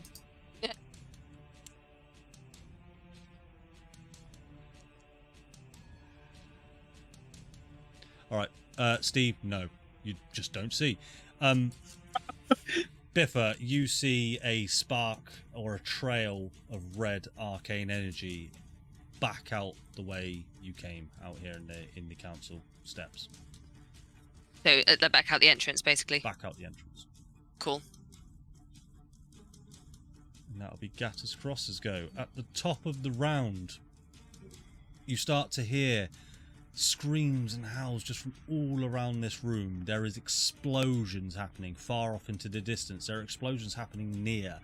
One of the walls to your left starts to cave in, and essentially you can see through the workstone brickwork actually leading to the outside, and you can see flames of buildings on fire. A large crash against the top of this large ornate building that you're on. You look up and you see an adult red dragon. He is in the room with you, but he is 100 feet high, looking up at you all. Biffa, it is over to you. What would you like to do?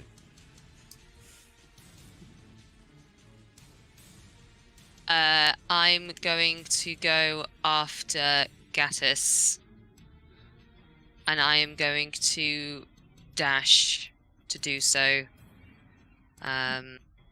Which I think is I can go 100 feet.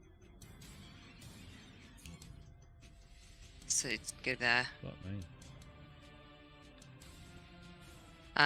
And as I'm rushing past, I'll go, he's outside! Good. And there's nothing else I can do. Bonus action? Anything? I don't think so, not as a barb. Alright. Yeah. I could frenzy attack, but I don't think I really want to do that right now.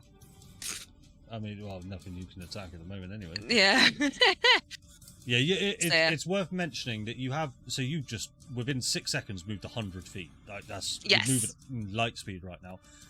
You don't see Gattus from where you are. I'd make you Okay. roll if it was possible, but you currently do not see Gattus. from where Okay. you are. Alright, okay, Steve will go over to you. Which direction is this dragon in? Down. North. Oh, north. He's above 100 feet up, staring All down right, at okay. you all. Okay. Steve is going to stare up at said dragon And Steve is going to... I do need to add him to the initiative. I do apologise. Oh, fuck. Son of a bitch.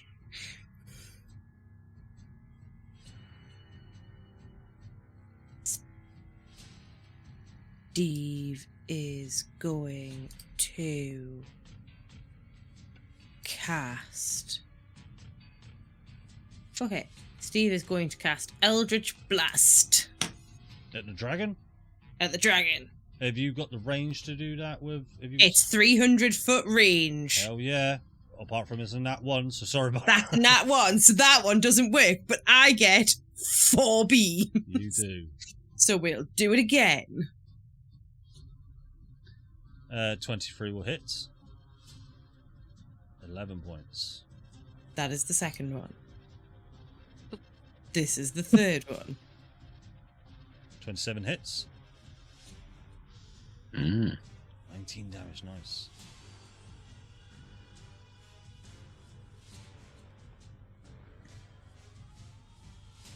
Five hits. 12 points of damage. So this adult red dragon, he's just flailing up above this this essentially a large cathedral, and he's just staring down at you all. Anything else, Steve? As my bonus action, I'm gonna do it. I cast Compel. What's the range? Never mind, I don't do that. There's only 30-foot range. Bonus action. I don't have a bonus action. In fact, I am going to cast Misty Step to teleport myself. Do it. 30 feet in this direction. That does not stop it. I don't care if it collides with a wall. So that was only 25? Yeah. I wanted to go here. It wouldn't let me go through the column. Of course it wouldn't. It's a column. I'm going to move another 10 feet. It let Jenny go through the My column. turn. Yeah, let Jenny go through the column. It's because Jenny is crazy. So it's now the dragon's turn. I'm going to roll, see if it recharges its breath. Please, Oh, fuck. Son of a bitch. please don't hurt me.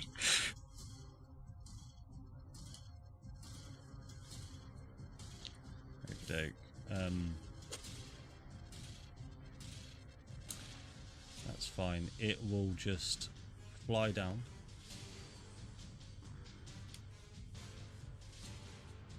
Let me just check its 80.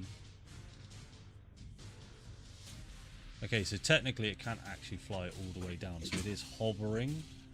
What was I going to say? 60 feet above the ground right now, as he has flown 80 feet down, so he is 60 feet. That is all he's going to do for now. Sorbor, it's over to you. I'm gonna...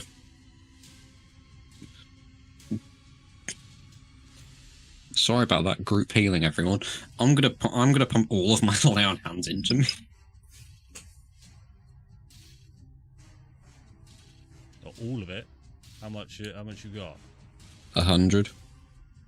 You're just gonna bang 100 straight up, yeah? How I'll much do. HP had you lost? I started at 211. I'm on 60. That man kept on rolling 16s or higher and hit me every time with an AC of 27. I'm very angry. But yeah. Bam. And now, with my 60 feet of movement, I will run away. Okay. Because I don't do range.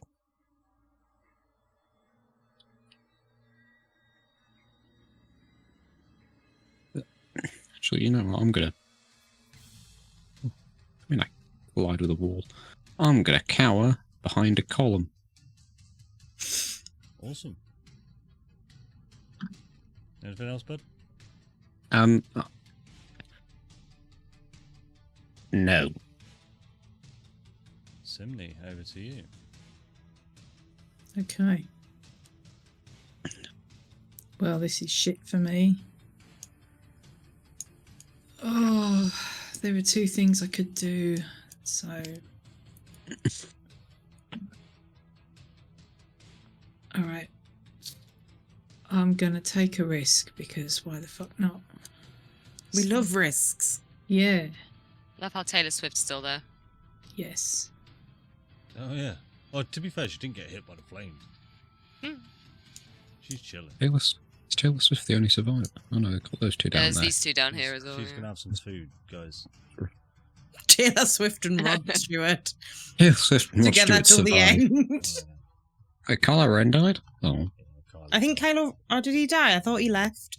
No, Kylo Ren perished. Oh, rip. They got hit by the Kylo Ren. dragonfire. Right, Rip I will Kylo. use my bonus action to move my reflection 5 feet forwards, please. Because it's a Ceres, you should be able to do it yourself, I think. I can't. Like, Oh. I feel like attempted it just to do says so. dead. Yeah. Aw, Dead people can't move, that's why. Let me sort that out for you. I hope you're all happy. Oh, it's because I mean- it's because I changed your user and foundry. You should be able to do it now, Sam. Ceres is now just unconscious. I knew it. I knew it all along. Okay, I'm going to move her forward another 5 foot, which is fine. She's still in my range. So I can cast a spell using the reflection as my position to cast the spell. Hell yeah. So, well, what's the range of your spell? Because he is 80 feet up at the moment. Oh, is he? Oh, Yeah. it's only 30. So he's just Okay. hovering 80 feet. So, okay, I can't do that then. Can I retcon that then? Yeah, cool. Well, tell what you want to do first. Well, I just wanted to cast this 30-foot range spell at it. 30-foot range spell. Okay, so he is 80 feet up. So Yeah, I forgot that. trigonometry, it'll be like 45 feet. So yeah, sorry. But yeah, you can retcon the move if you want. Yeah, well, sorry. I forgot. It's my bad. Thank you for letting me retcon it. That was going to be such a good move. Never mind. Next time. In which case,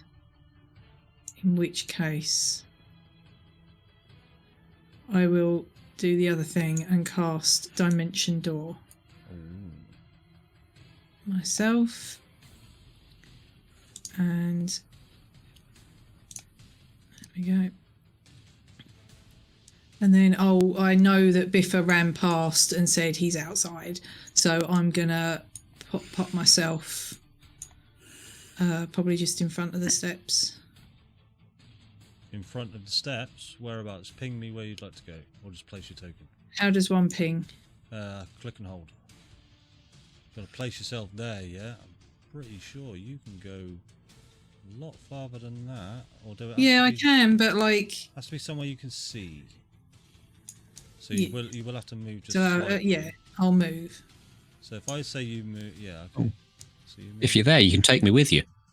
You Can I? Yeah, you can Yeah. take someone with you with Dimension Door. You want to come with me? Yes, I don't like that. He's scary. All right, that's fine. Come with me then, and then Okay, we'll come over here maybe.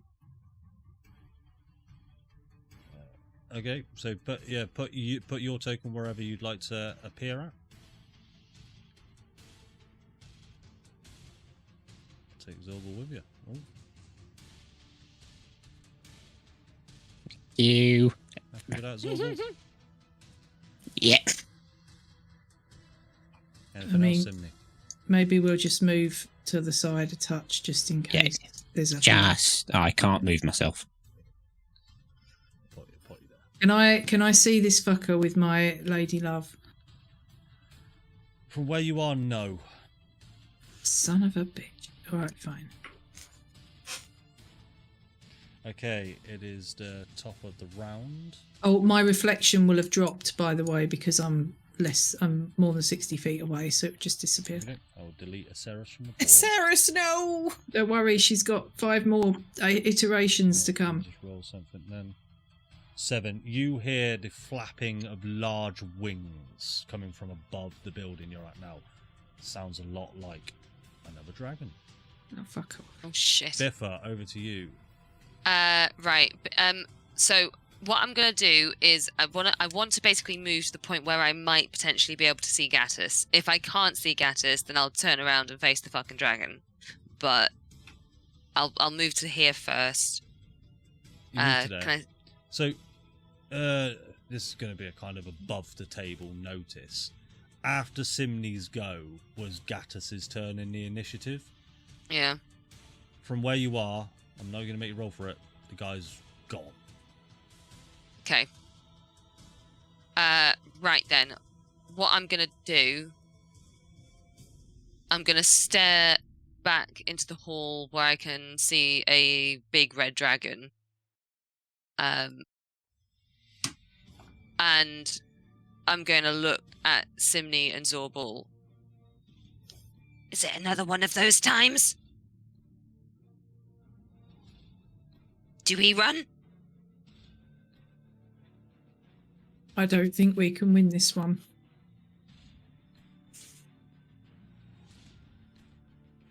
And you know, you're a kobold. I don't know if you can seduce them, but otherwise, Not with my -1 charisma, I cannot. kobold bard, that'd be sick. Oh, but he wouldn't run from me. Run. Not unless someone drags him out.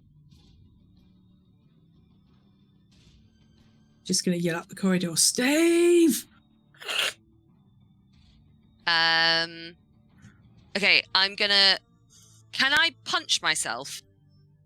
To keep your rage up. Yeah. I'm pretty sure as a... I looked it up. As a level 20 barbarian, you don't need to. I believe as level 20 barbarian, you can keep your rage going. Oh, can I? Yeah. I believe so. Yeah, I saw it earlier. The But only thing that can the only thing that can stop your rage is if you become incapacitated. Yeah. Oh, okay, cool. Well, then I'm still raging. But otherwise, yes, I would let you punch yourself in the face. Okay. You can still just do that if you want to take 5 damage. Or however, No, whatever I'm you good. spend. I'm all fine. With my strength, no. So I'm gonna run back in then. So... I will, I'll as just a use- nicety, I will let you retcon the movement if you want. So I will put. No. Okay. I ran to look. It's all good. Fair dues. So ran 35 feet. So I've got another 15 feet of movement. Just from a thingy, and then if I dash, I've got another 50. Yep. So. Okay. And you two just see Biffa just like great sword in hand, screaming as he's running back into the fray. These lot would have ran as well because it was top around. I've got to move them. Taylor Swift's still eating. Oh. Honestly, a mood. Cool. Biffa, is that all? My dear? That's all I can do. Yeah. Thank you, Steve. Over to you. Okay, so where is the first dragon? If there's a First second? dragon is currently where the token is, just 80 feet up. No, 60 feet up. 80 60 feet. feet up. One of those two. So he's Take your he's pick. 85 feet away, and he's 60 feet up. So that is 85 feet away from your token and 65 feet up, so let's just call it without me doing the maths, 120 feet. Trigonometry. sick. In that case, Steve casts... Shit, he can't. My favourite spell. In fact, no, wait, I have a thing. Hang on, I have too many things. Where is it? Sorry.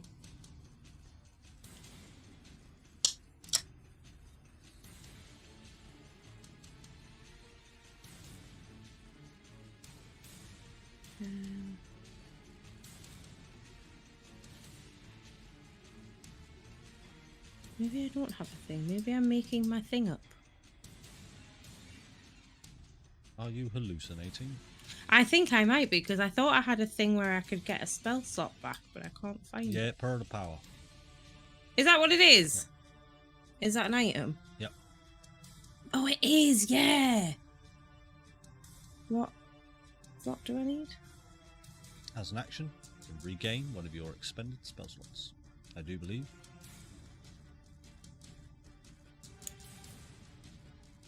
That's not useful to me. That's fine. Abort mission. I'm just gonna hit him with more Eldritch Blasts. Go for it.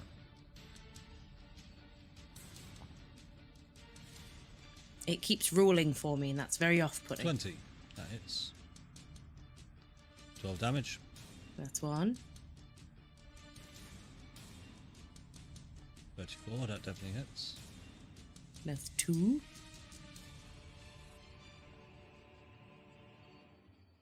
That misses that one. Oh no. Oh no. And number 4. no. Yeah. Criticality brutally, or whatever I said. 18 points of damage. Nice. I think you said brutical crit. Brutical critical. I don't know. Anything else, Steve Wagoo? Steve is going to use his movement to go over here and just end his turn. Okay. So it's a red dragon who will fly. I'm going to say trigonometry. He can fly 80 feet. So if he flies and lands, I'm going to call that 60 feet. Everybody think that's fair? I don't want to do angles of the dangles and the trigonometry at 20 to 12. Everybody happy? 80 feet? Yep. Yeah, sure, why Yeah. not? He is then going to cast his fire breath.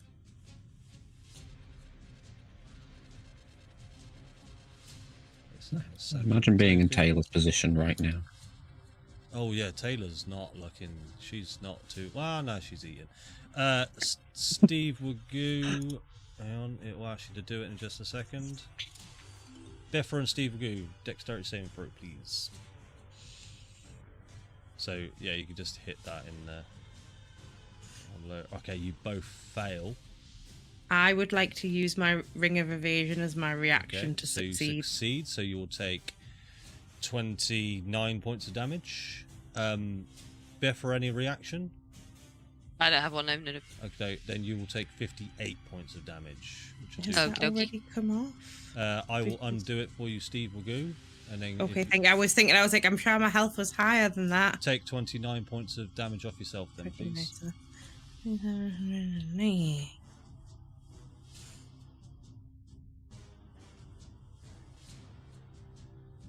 Biff, are you good, pal? I'm only just under half health. All right, All right. That's okay. Zorbal, it's over to you with Simney on deck.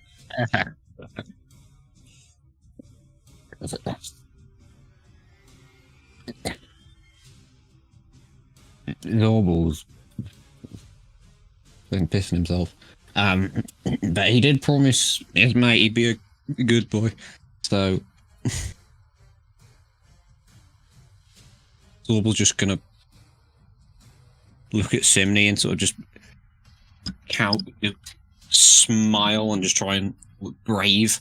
He's gonna dash with his new speed. That's 120 feet, and he's gonna. You're gonna get into flanking with Taylor. You can't get into flanking with Taylor. Was it? Can't I? No, you can't. No. I mean, he has, so your point is moot. Technically- He is in flanking with Hold on. Taylor. I can do this. Technically, flanking means you are flanking with a combatant, as in someone who's distracting the enemy. Taylor's eating. She's not combating with the dragon. That's pretty personally distracting. think Taylor is pretty distracting. That's Like, if all if I've I noticed. was stood and I'll tell you like what. next to me was Taylor Swift eating, I'd be pretty fucking distracted. I'll tell you what. The dragon, because dragons are quite perceptive, if he rolls lower than a 10, I'll let you flank because he will get distracted by Taylor. Yeah, You may flank with Taylor Swift. that is a quote Incredible. going in the notes. Go for it, bud. Okay. Have I just come to terms with that being my action? Yes, I have. Oh, yeah, you dashed, right? Yes, I have. So why are you flanking? What are you flanking with? For the next round. Oh, okay. You'll roll another perception check. In case he forgets Taylor. Look, come on. Look. Right, let's see if we make it there. Zorble, is that the end of your turn? I'm looking for bonus action spells. Guys, Steve really needs a nap.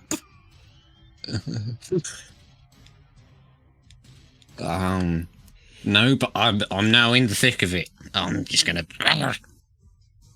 Just gonna growl at him, yeah? Don't hurt me. Okey-doke. With Big the meanie. end of your turn, he will take a legendary action to make a tail attack on you, Zorble. Why do I do this to myself? The dragon makes a tail attack. Oh, I clicked the wrong one. I clicked the wrong Plus 14. Yay. 19 to hit. Thank Christ. Doesn't hit. Simney, over to you. Okie doke. Right. Okay. Well, if I can't see Ixori anymore and he seems to be gone, I will just move up. You can leg it after him if you want. Well, wouldn't that be something, eh? Me leaving everybody else for a Yeah. change. How the turntables. Indeed.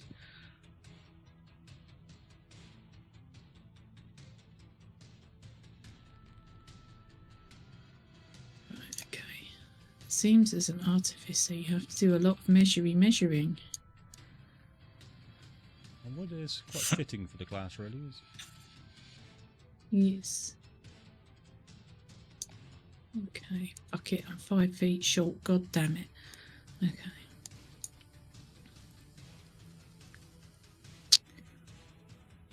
Probably would have saved it anyway. Right. What should I do then? How far away is everyone else from me?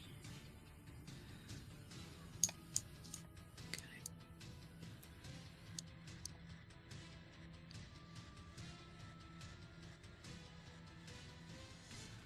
I will cast.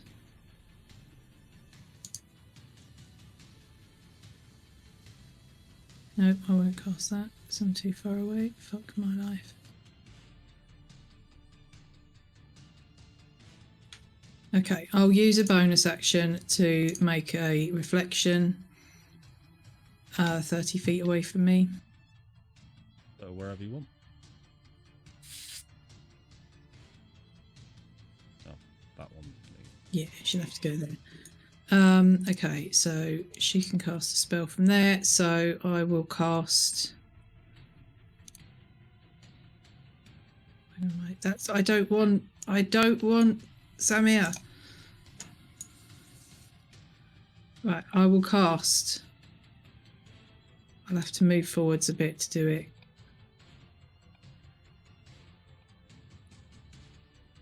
I'll cast Enlarge on Steve. That was confusing for me. I'm Sorry. gonna roll. Do I fail if I want to? Yeah. Just press roll. I'll roll it, but obviously I fail it so that I can do it. That's fine. You are an enlarged man. I mean, he already was quite big. I think I am a large creature already. Yeah, I think. I can do No. Cool. Come on. You double in all dimensions. Hell yeah, you do. And your weight is multiplied by 8. There you go. Sick. Okie doke. Top of the round. Okay. Give us I'm- a second, Beth. Just give us 2 seconds. I am a large Okay, never mind. man. Beth, we're over to you. A large gong sounds. Just dong. Rings out across the city. I'm going to run and flank with Zorble, shoving Taylor Swift out of the way. Hey, No, I was she- eating. And then I am going to recklessly attack. This is very reckless. To You be don't fair. need. You don't need to reckless. Oh, I don't need to just gives reckless you because I advantage. have advantage already. I do. Right, I'm just going to attack.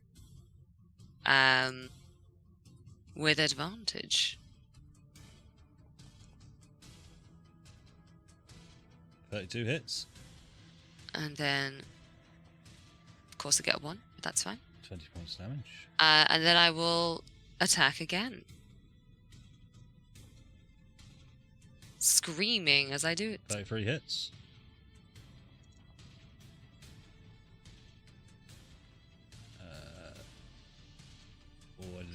Damage that There we it go. does this. There we go. 23 points damage. Lovely. So Doesn't yeah, hurt. I'm and I'm just gonna say, get it, kill it.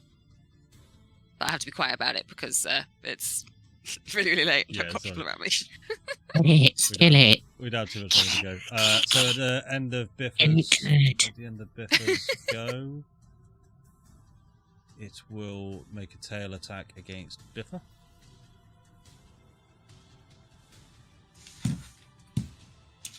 It's draconic, brother. Does a 23 hit Biffa? It does indeed, yes. You will use your reaction to retaliate, so you take 16 points of bludgeoning damage, reduced to 8, which is already done. And then Nice. you can go ahead and use your reaction. That will hit. Oh, yeah, target. Sorry. Right, there we go. There is 19 points of damage. There we go. Awesome. So Steve Wagoo, it's over to you.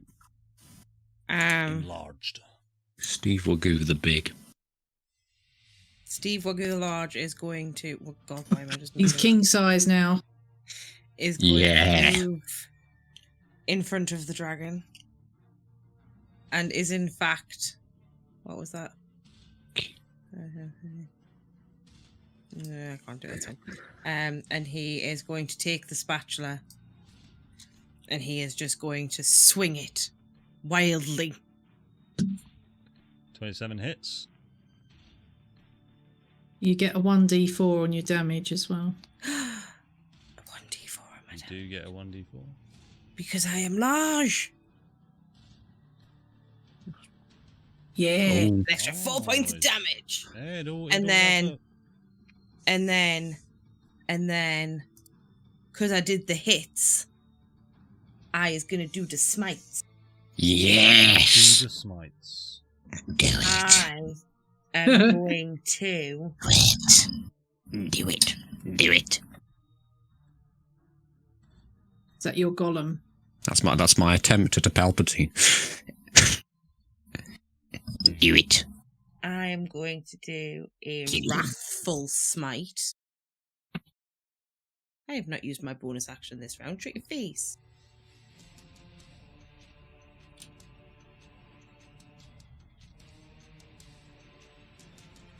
For an extra 6 points of damage. I did target him, but he needs to make a wisdom wisdom saving throw.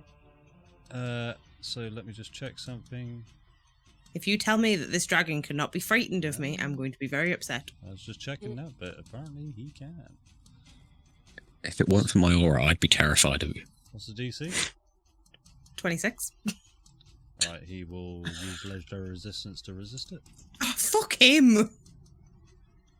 What a knob of a dragon. What an You got the damage off. arsehole.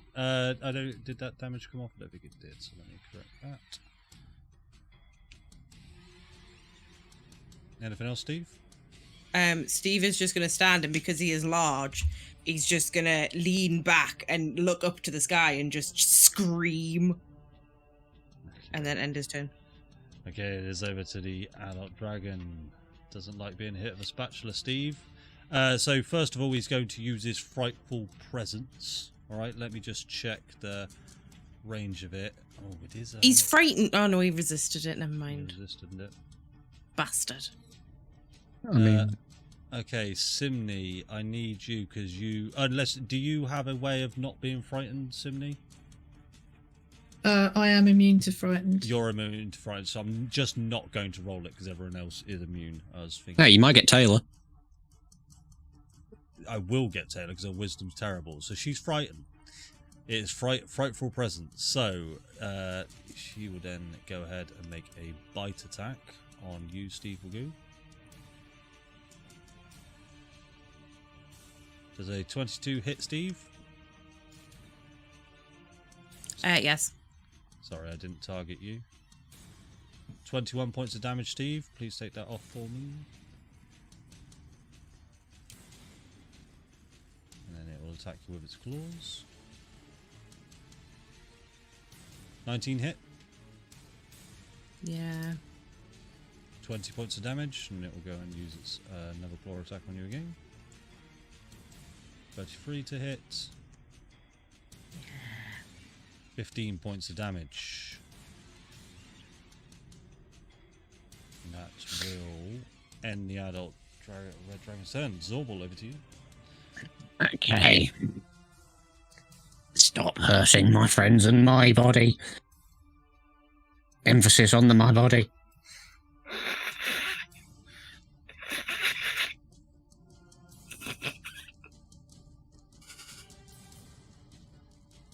Turn 7 hits, 29 damage, nice.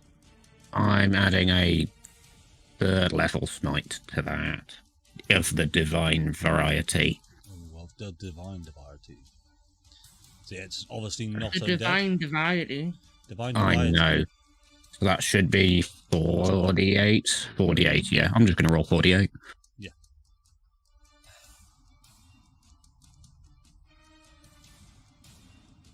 Boom! Extra. That's That's sad.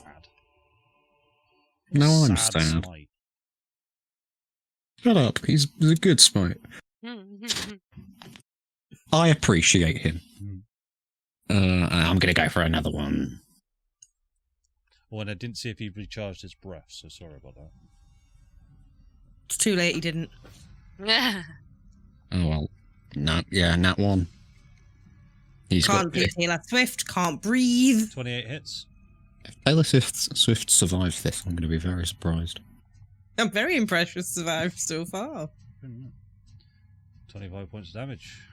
And I'll add another smite to that. Another smite. Of the 4th level variety. 4th level variety. Roll me Oh, that's- 5d6 then, please, bud. 5d6. No, d8. D8. Sorry. Don't try and pull one over on me.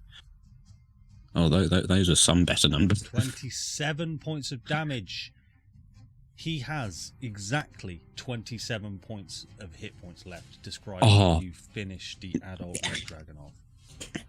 I like to imagine it's fairly anticlimactic. He just jabs his saber right at his side. It's not the like rapier that does the most. He just pokes him, and then the energy of the dragon just explodes. Fantastic.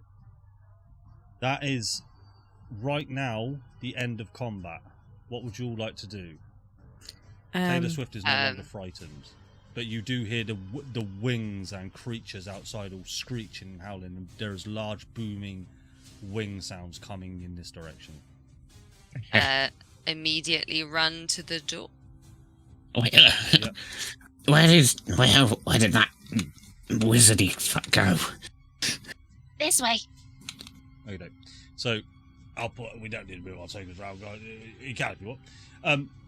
So you're all headed to the door. Is there anything anyone would like to do during this room at this time, or are we all headed out?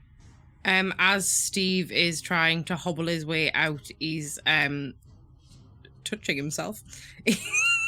Okay. He's using his healing hands feature to give himself 20 hit points back. Uh-huh. And then he's also going to use lay on hands to give himself another 25 hit points back. You've got... Is this paladin jealousy I hear of? No, I healed more to myself earlier.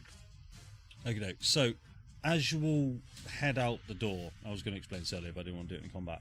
You see out across Baldurs Gate you're above the city skyline now because you went out to council. The upper city is now in flames. Can everybody roll me a perception check quickly? Why?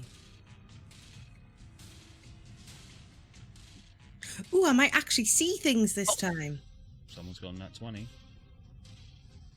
Couldn't be Steve. Yeah, I didn't roll good. Who got the nat 20? That was me. Was it That was Biff? me. Biffers. It was me. Okay. Seeing. So everybody but Zorbal. Well, no, Zorbal, you see a couple of dragons in the sky. Whoa. Lovely. Shit's on fire. Simney and Steve, you see a little bit more. You see quite a few dragons, but Biffa and Simney, especially with the nat 20, I'm going to combine these two. You guys see approximately 13 dragons in the sky. There may be others. The large portal in the sky, it's a large swirling vortex. Creatures, and to be fair on nat 20, beholders, fiends, undead, and creatures that you just have no idea what they are flooding down into the city. The dragons are burning trails of fire throughout the city. You see rubble, ash, fire everywhere. There's people trapped under rubble. There's people screaming. There's people shouting for help. There's bodies everywhere from the chaos that's happened in the last 30 odd seconds, 45 seconds. It is turned into complete and utter chaos. Steve, you get a little buzz on your sending stone. Would you like to answer? Hello. Hello, Dad. It's me, Arturo. Arturo, what's going on? Bud? Are you okay? I'm as okay as I can be. Are you okay? Yes, Mother's taking us to the airships. She thinks we need to get out, but she just wants to know if you're okay.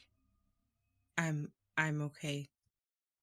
I don't think the airships are safe, kid. And where do we go? I will try to come to you and I can get you somewhere. Okay. We're currently in the centre of the Baldurs Gate, heading towards the city gates. Get your mother to stay still. She's hurt her leg quite badly. Son of a bitch. So we will. Come quick. I And will then get that'll be there as soon as I can. Alright. And that is where we will end the session.